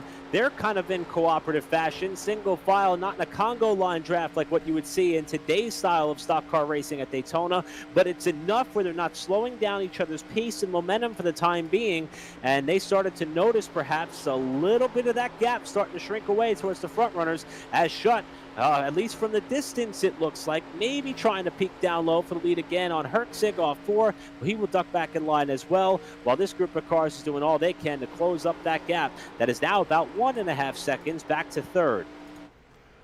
We'll take this moment to check in on the entire standings here because I actually asked out in the YouTube chat, who do you have for the win of this race? Well, we're getting some names that unfortunately are no longer with us in this race. So let's check in. Currently, this is not the win just yet for Zoltan. Zoltan out front, you see David Shutt there, Femi Olat, Daniel Falkingham. You see the rest of the top 10.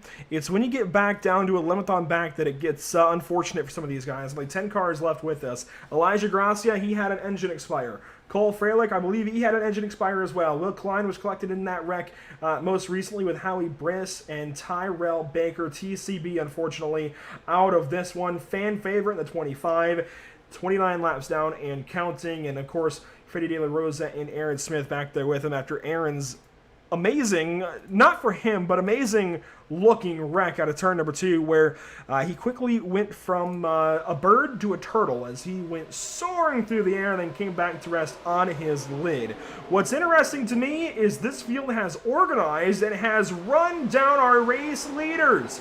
The 3-car of Femi Olat scored as the 18. The Joe Gibbs racing driver here on the iRacing platform has brought this whole field with him.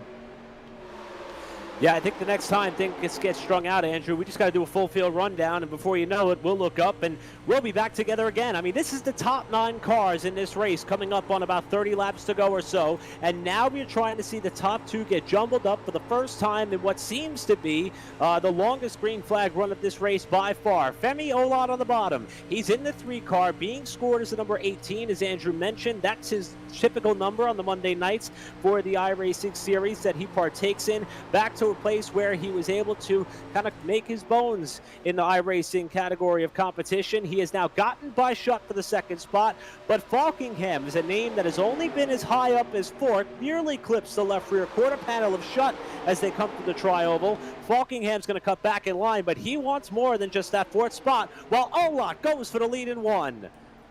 Femi, a past champion, but he's never won in NORC competition at Daytona. And Femi is bringing the heat this afternoon, although he's going to get ganged up on the top side. Finally, Daniel goes down there with him, but Zoltan and David Shutt left him out to dry for a moment. The 3-car really work at the bottom side. Man, I love seeing that car just sit into the corner and try and hold it sideways. It looks, and somebody mentioned this out in the chat, it looks almost like Dale Earnhardt's Lumina, so it's very interesting to see it go side by side with a Cole Trickle Monte Carlo. It's very interesting to see that Ford body used for a Chevy Lumina, but I think it works. Works for my eyes for sure, and Falkingham there looked as though he thought about maybe going up to the top side and starting to switch his focus from getting around Shutt on the bottom to getting around Olat on the top. Now he's going to fall back in the tire tracks of the 3-car yet again and push him down the back straightaway. Here comes Miller trying to fill the hole up top. We're about double wide potentially. No, Falkingham shuts the door up top. Double wide for 2nd spot. Right now, Zoltan Hertzek is loving what he sees out the rearview mirror, but it looks as though Olat may have the pass made off for. Falkingham's going to come with. Miller is now ducked to the inside, and the new player up that is 2nd in line on the top side of the racetrack is Gossett, who in that 80 car, that Dick Trickle livery that we've been talking about throughout the night, and the front 4 accordion back together, pretty much single file, and just as I say that, they all wash up to the top side of the racetrack with Shutt looking for a way by. You've really got to use this entire racetrack in these 887 Cup cars. Love seeing them have to fight the racetrack. We've been talking about it all night long. It is just so cool watching them fight like that. Femi Olat down to the bottom side. He still wants to take that lead away. He will clear Zoltan. Working the bottom. Bottoms out a little bit. Keeps it straight, though. How about Daniel Falkingham? Keeps underneath him. Here comes Shutt. I think we've got a pitter in the back, and that is going to be Cody Miller coming down to the pit lane. But we can't leave this action for too long, as Zoltan now relegated to 5th place. Here comes Gossett. He's trying to fight. Well, now Zoltan back up into 4th as Tommy lifts into 1. I think that was pretty intelligent. Looking at what's going on here with Daniel Falkingham and Zoltan, so close there in 2. The tires are going away. They've all got a pit here soon, just like Cody Miller did. But pitting alone is a race killer. Meanwhile, Shutt back to the top spot. Wow. I mean, this is just crazy how much they go back and forth like this. Oh, Olat there, almost into the side of Shutt at the front of the pack. And just as we're watching this battle for the lead here, with Zoltan coming up on the outside, Falkingham's going to fill the hole down low. You can't pack him up much closer than this as we're double wide amongst the top 4. Want to mention, in practice, as we are approaching pit stops, as you see in the distance there, Miller just coming off the pit lane. It was the race leader, current race leader, and Femi Olat, who mentioned how hard it is to get these cars stopped for the situations that may the situation that may unfold for the front runners with the ensuing pit stops, especially if you got drivers up underneath you virtually, as these cars are, top 5 under a blanket in 3. They're all going to have to pit very, very, very soon. Tommy holding himself back there. That way he's got an easy route down to the pit lane. What will these guys do? Caressel's going to pit that time by. Everybody else stays out at the line. It's going to be a drag race. The 3 gets it once more. And we've got, man, a couple of Chevys going at it now. The other Chevy in this fight, Daniel Falkingham, falls in behind. The 4-time race winner actually tying that. They're the only 2 in NORC competition who have just 4 wins under their belt. Daniel Falkingham and David Schutt both in this battle. And Daniel was nowhere to be found until the last 5 laps or so, Eric. It's really cool to see that Pepsi 20 suddenly in this fight, but where do you go? How do you pass these 3 so good race cars? I mean, they have all just been amazing this evening, particularly the 2 out front, but also Femi bringing that entire field back up to those 2 fighting for the lead. And we're also getting to that point in the race with about 25 plus to go, where if you get involved in an incident or make a mistake or have a misstep or get caught up in a crash, you're not going to have the amount of time that the rest of these drivers have had up to this point in the race to make that ground up. So it's something to consider when trying to make your moves here with still 25 to go. We're not in the final lap of this race yet, as it looked as though they were racing just as hard as at the beginning of this race, where pretty much every driver in the top 3 has been involved in some form of contact tonight. Falkingham, one of the drivers, has been able to keep his nose clean, and he's trying to keep that trend up all the way up to the finish as he makes a nifty move for 3rd place. And here comes the leader to the pit lane, and it looks as though Owens is going to follow suit.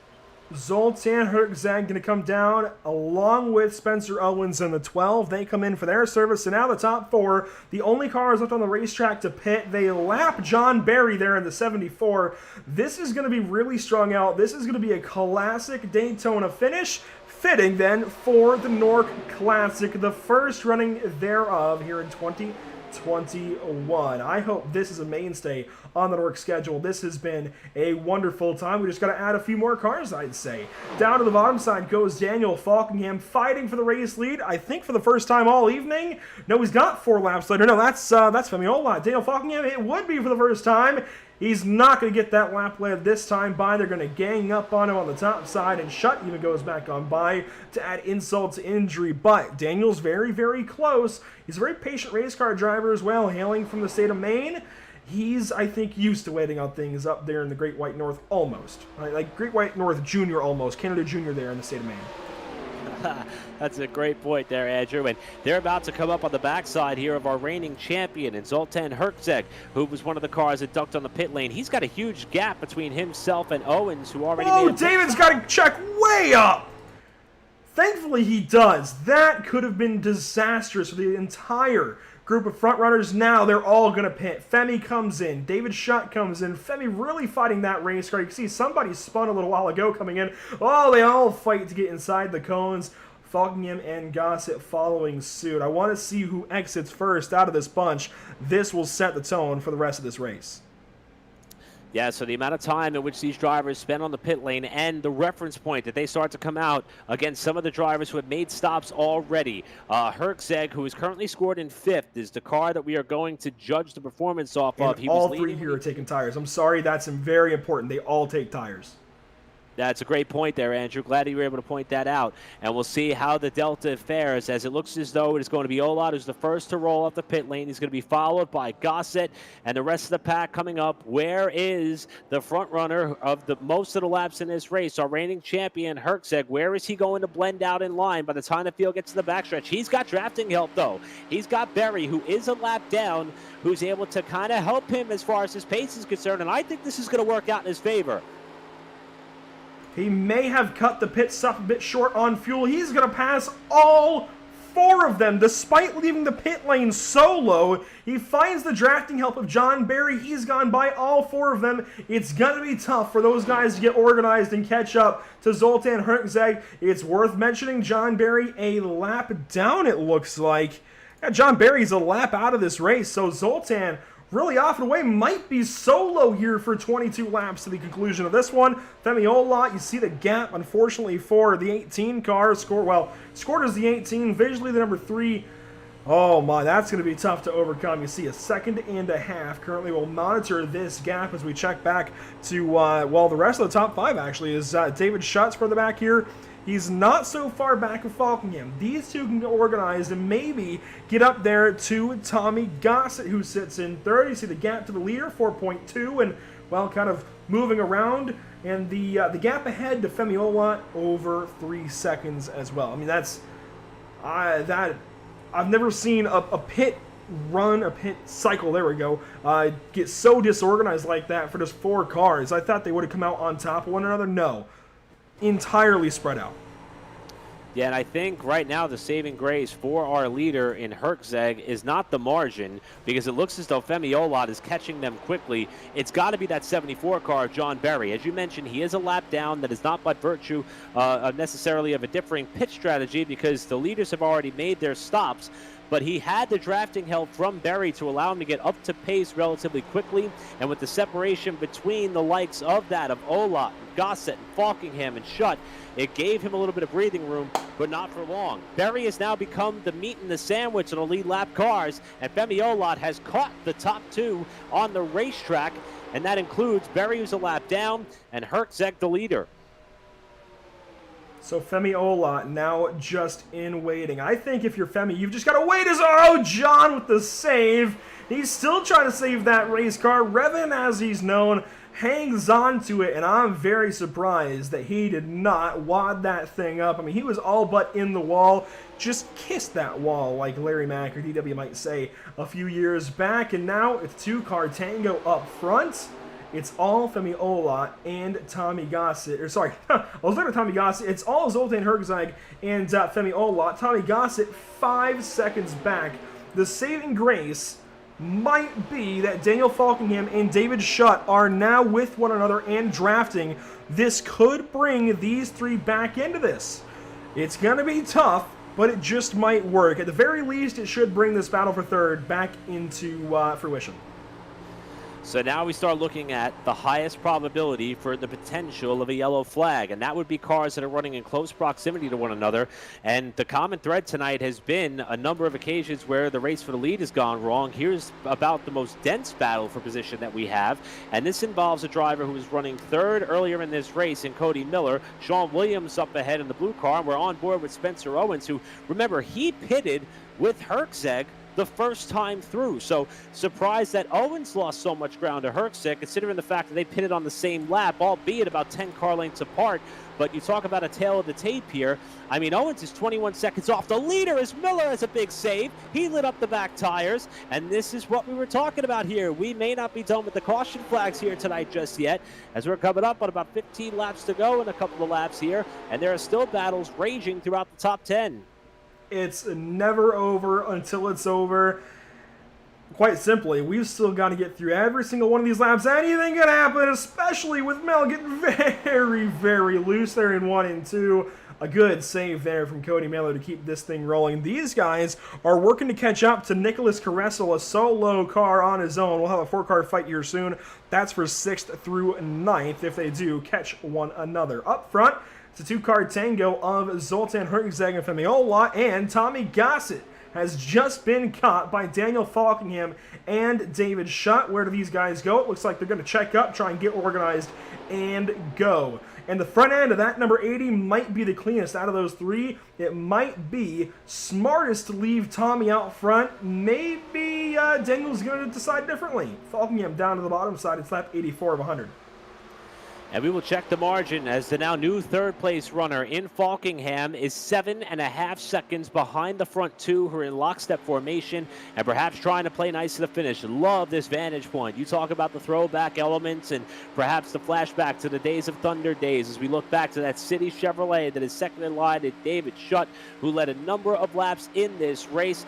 And we talked also about Tommy Gossett, who's doing an amazing job tonight given the circumstances. These 3 cars have an opportunity perhaps to try to close up. You can see some battle scars on the back end of Schutt's car as he's going to get a little bit of a love tap down the back straightaway as they are all desperately trying to close up on the leaders.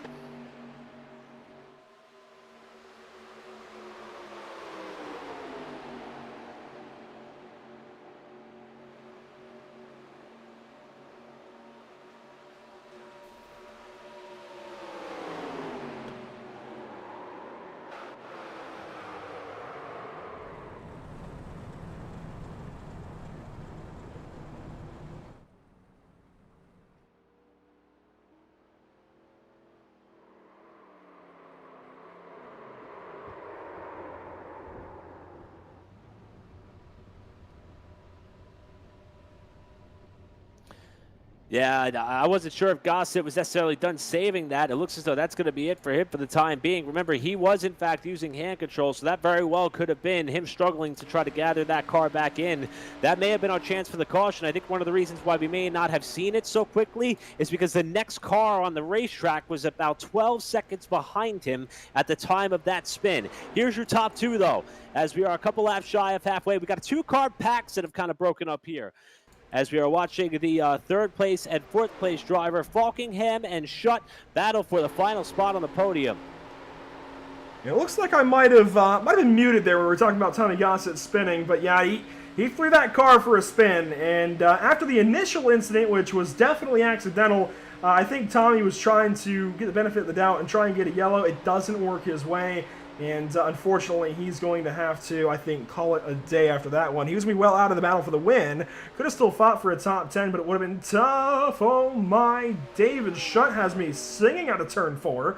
And that was a great save there from the 49. I think they have concluded just about the same, that it's going to be tough if they can even get up to those front runners. They're just going to start racing it out for third place. And you know what? If you're David Schutt, it just might work. Side by side are Falkingham and Schutt. It's very interesting to me as well. I love stats, and we were able to put some stats together. Again, these are the only two guys in all of NORC who have just 4 wins. We have guys with 5, guys with 3. These are the only two with 4 wins. It's an oddity to me. Yeah, and it's something which I'm sure that they know amongst each other. They want to try to one-up each other as the season kicks off in 1 week's time. And obviously, you also want the opportunity here at a bit of bragging rights. You want to go out and beat your closest pursuer and closest competitor. Unfortunately for these two, it's happening about 10 seconds off the battle for the lead, but I love it. Look at all the rubber that has accumulated on the front nose of this Chevy as they head to turn number 1, virtually right into your living room. Come Schutt, now looking outside on Falkingham, who has one of the cleaner cars in the field so far tonight. May have a little bit of front end damage there after the multiple incidents we've had tonight, but we've pretty much gone clean and green since we wrapped up our 4th caution prior to the halfway point in this race, and it separated the pack as we had a green flag pit stop. This is the battle for 3rd. Falkingham will slide up and take the racing line away from Schutt off 4, who will cut to the bottom and try to get it back here on the front straightaway. Want to check in on our race leaders because Femi Olat has suddenly gone up ahead of Zoltan Herzog. Could this be a move by Zoltan to try and put himself on the catbird seat and try and launch himself here at the end of the race up ahead of that 3 car? We'll have to wait and see. Meanwhile, we talked about this group that was building. Unfortunately, they've lost Cody Miller, but Caressel, Williams, and Owens still together, and these 3 Chevys are all just riding around right now, but they've been transferring spots to one another, mostly Williams and Caressel going at it side by side, and we've seen those names swap positions a couple of times, much like their counterparts up ahead. They are going at it here in a 2-car battle, and I think Spencer's just hanging back. Yeah, and it's really fun to look at how some of these racers' nights have progressed. I mean, we talk about the driver rounds on the top 5 right now, and Caressel, and again, he was involved in an early incident, multiple laps down at one point, quietly worked his way up into the top 5 spot he holds now over Sean Williams as we look out the windshield of Owens. Just very, very fun to see how some of these drivers have battled back through adversity, as that may be something they could take with them when we get into the points-paying portion of the NORC season in 1 week's time. Even back at the front of the pack at Femi Olat, we talked about how it was a quiet start for that driver in this race. Didn't see him appear to be too aggressive to get to the front. Survived a couple of incidents, finds himself in the lead with less than 10 to go, as there are battles all throughout this racetrack. Battles up at the front of the pack for the lead, for 3rd, and this fight you see here for 5th on back with about 3 cars. But that is your front runners. Femi Olat in car 3 scored as the 18, and the driver in 2nd spot in Zoltan Herzog, trying to get back up to P1, a spot which he's held throughout a good portion of this race. Up in the front, you see the 3 and the 96. Again, Femi scored as the 18. That's his number in the eNASCAR iRacing Coca-Cola Series. You can see him on, I think, alternating Tuesday nights thereabouts on iRacing's YouTube channel, fighting for a championship this season. I wouldn't be surprised if he gives those guys a run for his money, a run for their money, rather, in his rookie campaign. Femi is really, really good. He sits 3rd on the list of all-time winners in NORC at 26. This wouldn't add to the points wins, but it would certainly just add to his resume here in the NORC iRacing Series. Femi is just so good, and he's always been in the fight for championships. In fact, looking back to our most recent season, Season 12 with the 87 Cup cars, he may not have been quite up there in the top 3 at the end, but he was always in the conversation. He's always been in the conversation, I feel like. Go back to Season 11 in the Cup cars, he finished 3rd. Go back to Seasons 9 and 10 in trucks and Cup cars respectively, he won both of those. Femi is just so good, even on this big 2.5 mile super speedway with these 87 cars. He is driving away. Zoltan, the reigning champion, the only one who can keep up with him. Granted, obviously, some of it has been due to pit stops, and it's worth mentioning that these two had the shortest pit stops. They only took 2 tires as opposed to 4, and that has been the difference maker. Able to hang on to their race cars on just 2 tires, that puts them ahead of the rest. And we also have to keep in mind the fact that the runner-up in Zoltan Herczeg was one of the first cars to come to the pit lane, so if he did try to dial back the fuel number to save some of that time on pit road, I hope he's not cutting it too close here as we get to the finish. We'll see if that ends up being an element in how this race pans out as we are in the final few laps here of the NORC Classic at Daytona. And Olot now was able to nurse about a 3-car length advantage for these last few laps, but it looks as though that Herczeg is trying to close up here on the back straightaway, virtually acting as a shadow to that of Olot for the top spot. Again, this is all going on 12 seconds ahead of Falkingham, who holds down 3rd. There is a lap car up ahead who, even in these cars at Daytona, could play a bit of a factor, but it looks as though it's Schutt who wants to end the night on a podium spot after he was one of the many leaders in tonight's contest. He slides his way by in 3 and 4 to try to get up to 3rd. Looking at how sideways they are, it's not over yet. We just came to take 5 laps to go for the race leaders. These guys coming to get the 5 to go signal as well. And it's going to be a drag race almost even at the line. Up ahead, Zoltan just waiting in the wings. They're going to pass Cody Miller, the slow car here. Femi trying to get a draft off of that 28 car. No, is he going to stay behind? He is. I think that's intentional. I think that's intentionally swapping around and maybe even going to use the 28 as a drafting partner, I think. This could be a work of a couple of teammates. Look at the hands. I love the white gloves that Cody runs. That was a great save. And if you are keen to watch the cockpit of that 28, you can see how he hangs onto that race car 4 to go that time by. And that's going to allow Zoltan to take the lead away. And we also saw a little bit of backfire there out of the left-hand side of Femi Olot's car. He definitely had to pedal the throttle there to avoid running into the backside of Miller, who goes a lap down in 8th spot. And a 3-car draft will work their way down the back straightaway, getting set for 3 laps to go in this race with Herczeg back into the lead, Olot 2nd, and they're still gapping the tandem that is battling for 3rd, but this is the race for the lead and the win as they come off turn 4, and this time at the stripe, it's going to be Herczeg back to the point. And keep in mind, there's 3 cars in this fight. Not really. That 3rd car, a lap down, it's Cody Miller. He sits in 8th. John Barry, the next one that could fight with him. Tommy Gossett, he parked it. He's in 10th. So 9 cars still running, 7 still on the lead lap, and it's just in these couple of groups that you have this fighting going on. Zoltan Herczeg hanging on to the race lead. That was 3 to go. Now 2.5. We'll check in on 3rd place. Daniel Falkingham still trying to hang on to that spot over David Schutt. It's a matter of watching these battles. It's going to feel a lot like a Pacific GT3 race here, Eric, where we just got to wait on these battles to come across the line when this one's over. If it stays green to the end, it might not. We could still have anything happen. You see Caressel still over Williams and Williams still over Owens back here. Side by side at the line to take 2 to go. These two still going at it. On the bottom of the racetrack in the black car, Femi Olot outside in the dark blue machine, the number 96 of your reigning champion and Zoltan Herczeg.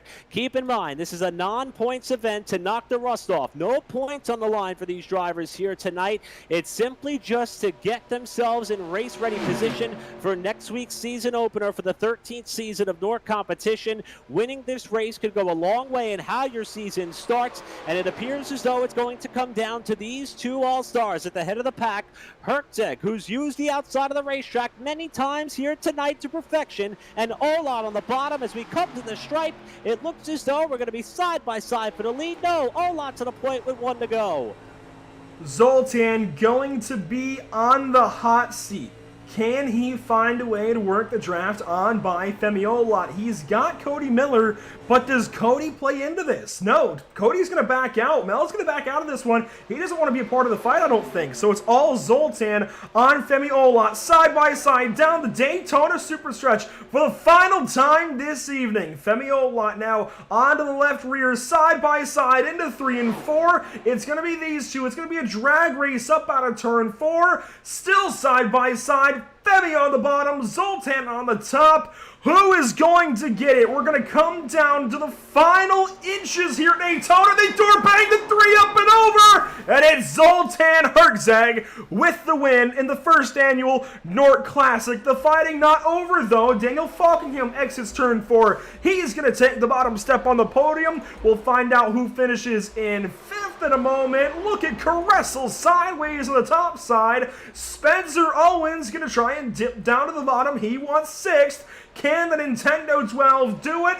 We're going to have another drag race, door banging again. Caressel drives them all the way down to the apron, and they all wreck across the line.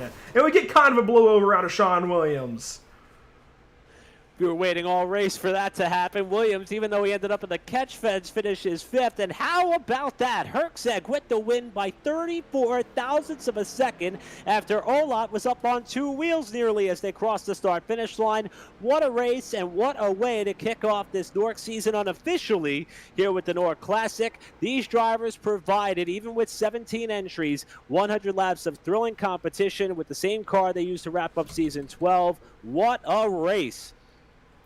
I did this a little while ago. Let's see if I can do it again. I want to, nope, oh, there we go.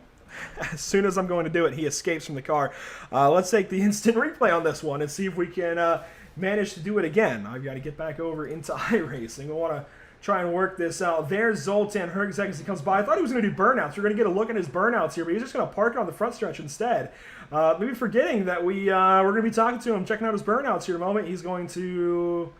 yeah, escape here in a moment. Doesn't do any burnouts here after his win at Daytona, but it's still cool to be able to mess with that and act like we have a drone camera like Fox and NBC. For a moment, we almost had it, and then he decided to park it there. That said, Eric, I can't believe it. I cannot believe that out of 100 laps, having, I don't know, over 50 there at the end, all green flag, it still came down to the final moments. It still came down to every last foot of Daytona's banking and pavement. Somehow Zoltan walks out of here a winner, ending this first race, I guess, of 2021, much like the last race of 2020 on top of the NORC field. We'll be talking to him and the rest of the top 3 very, very soon. Post-race interviews up ahead.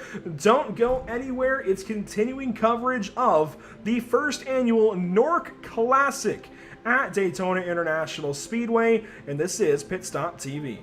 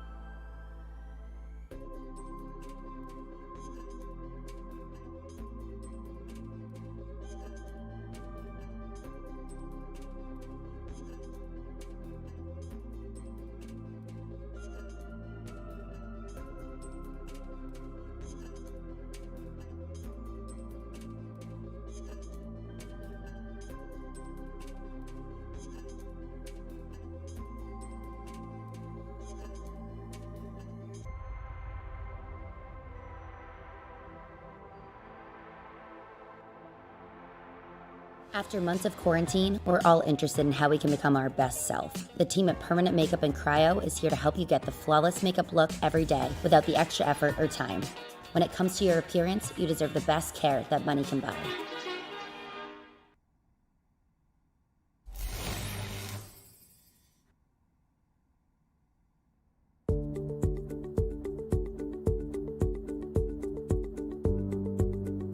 Sound art is a product that is a speaker and it's art. We combine it together and we call it sound art. What makes it so unique that any picture can be your speaker? Sound art gives you the high quality sound without the ugly speaker. This isn't a picture with a speaker, the picture is the speaker. Just imagine your wedding picture uploaded onto a canvas and now it's speaking 10,000 tunes. I mean, it's a very cool concept. What we like so much about it that you can take anything that means something very special to you, upload it on the canvas, have it hanging up in your room, your balcony, wherever you want to put it, and now it's a speaker. I mean, how cool is that?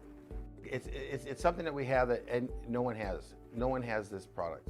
It's just a great gift to give anybody. It's just a neat concept. Around here we say, art never sounded so good.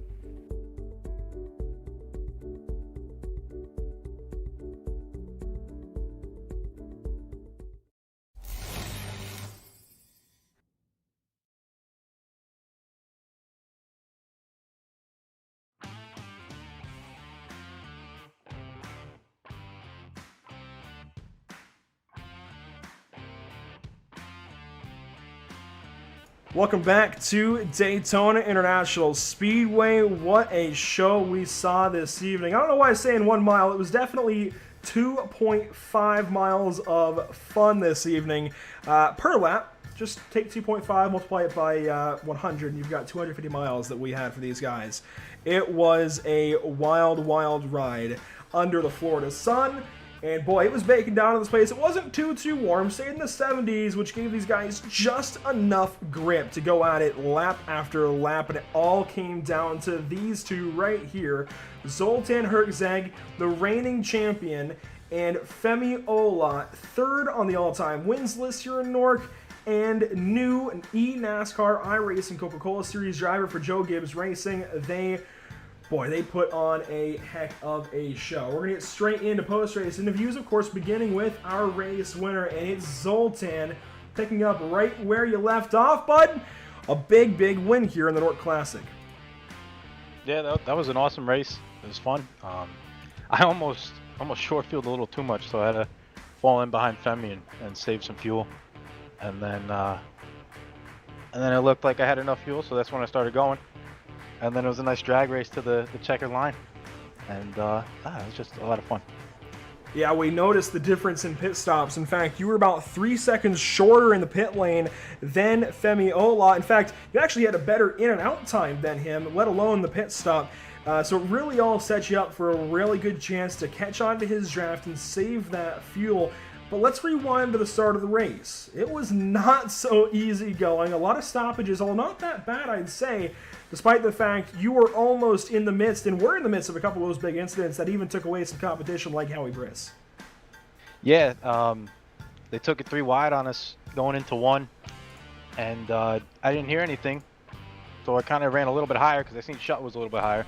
He did that the couple laps before that he kind of pushed up the track, so I was trying to give him the room, and then I guess the guy on the bottom just stuck his nose in there and got us wrecked. But I had like a minute and a half worth of damage, but once I got it fixed, the car had its speed again, and I was able to get up to the front again. So I really like these cars. You can kind of beat on them a little bit and still have the speed in it, and it takes a lot of, I don't know, it's just harder to drive, I guess, with how you have to do the steering input and everything like that. So I definitely like this car a lot more than any other one on iRacing.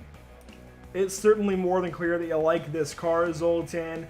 You got last season's championship, Season 12. This season, we're changing up the cars away from these 87 Monte Carlos and Ford Thunderbirds. We're going to the current NASCAR Xfinity Series cars. How do you feel about that switch?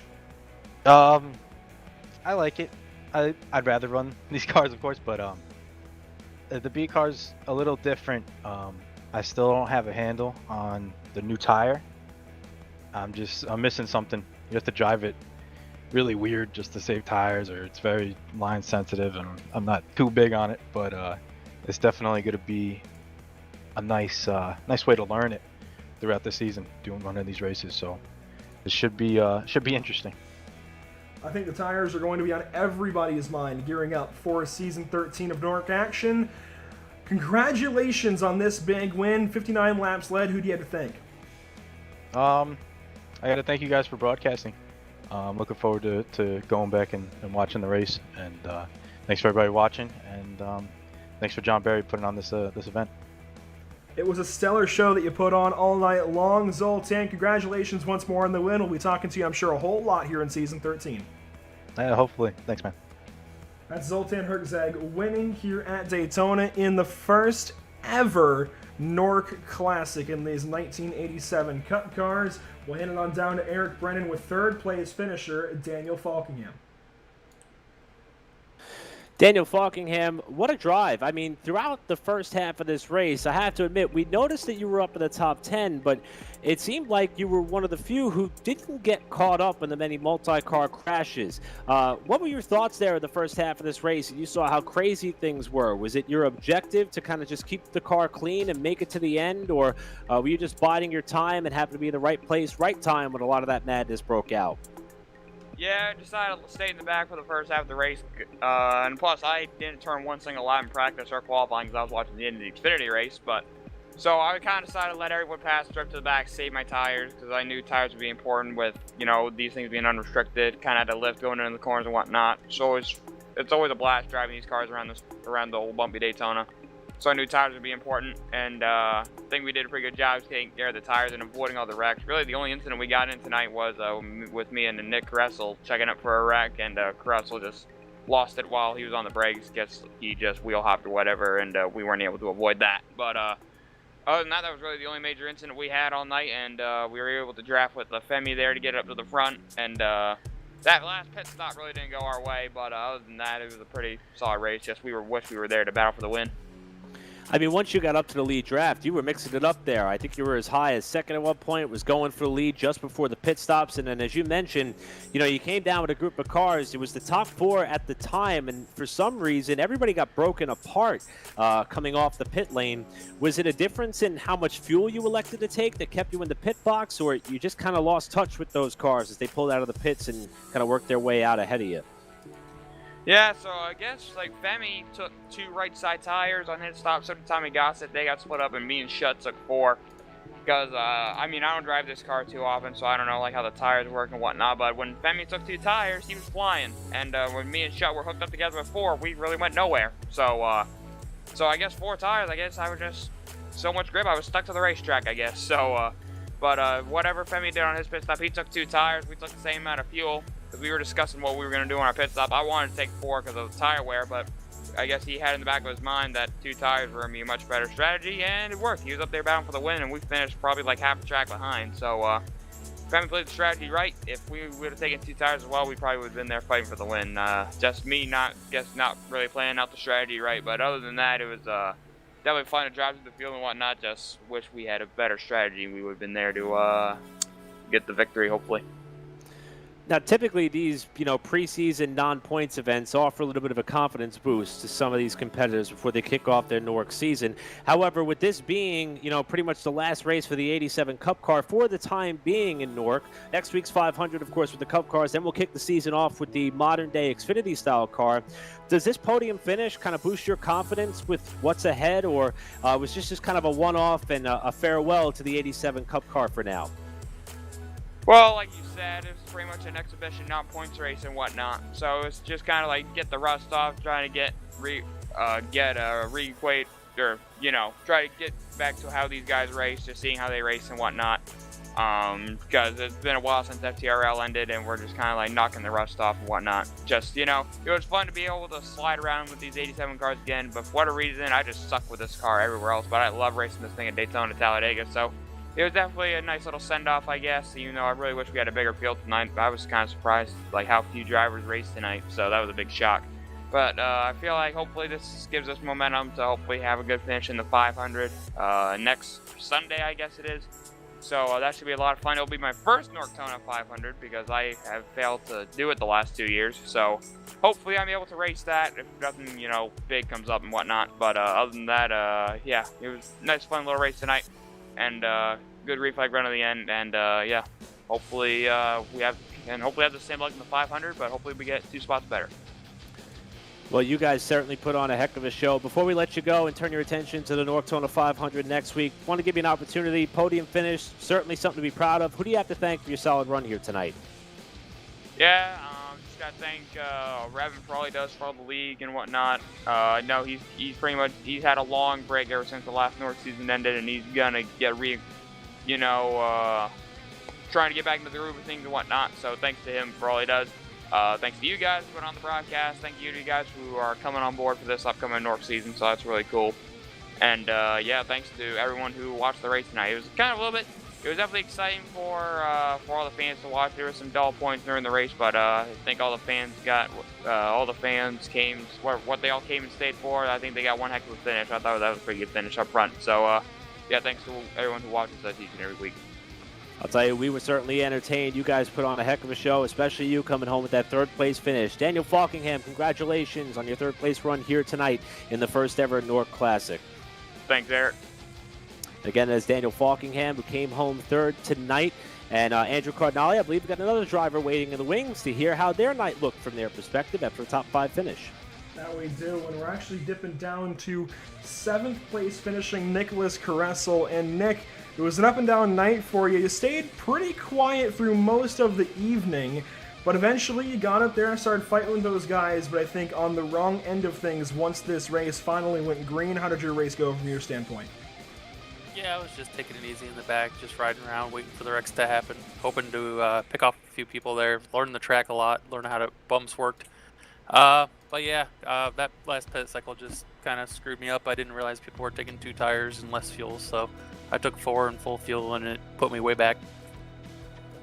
It certainly split the field up, definitely up in the front, but even back at about 5th, 6th, and 7th. It's crazy to think that 5th, 6th, 7th is the back of the field with so few cars here. How were you managing the draft? How were you trying to fight for spots? Yeah, I just kind of let everybody by. I kind of was a safety car in the back, just waiting for everybody to wreck. That's the only way I was gaining spots. I was learning some about the draft and how close you can get to people without making them loose in the corner. So I was hoping to race it out later in the race, but never got a chance to.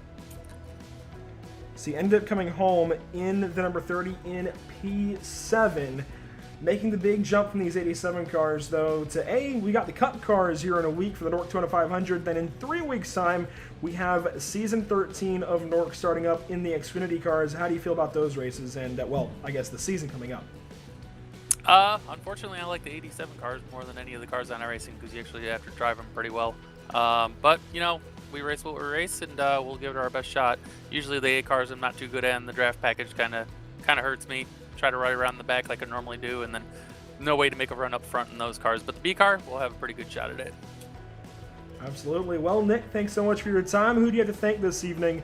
Who do you have to give a shout-out to? Shout out to Sean Williams.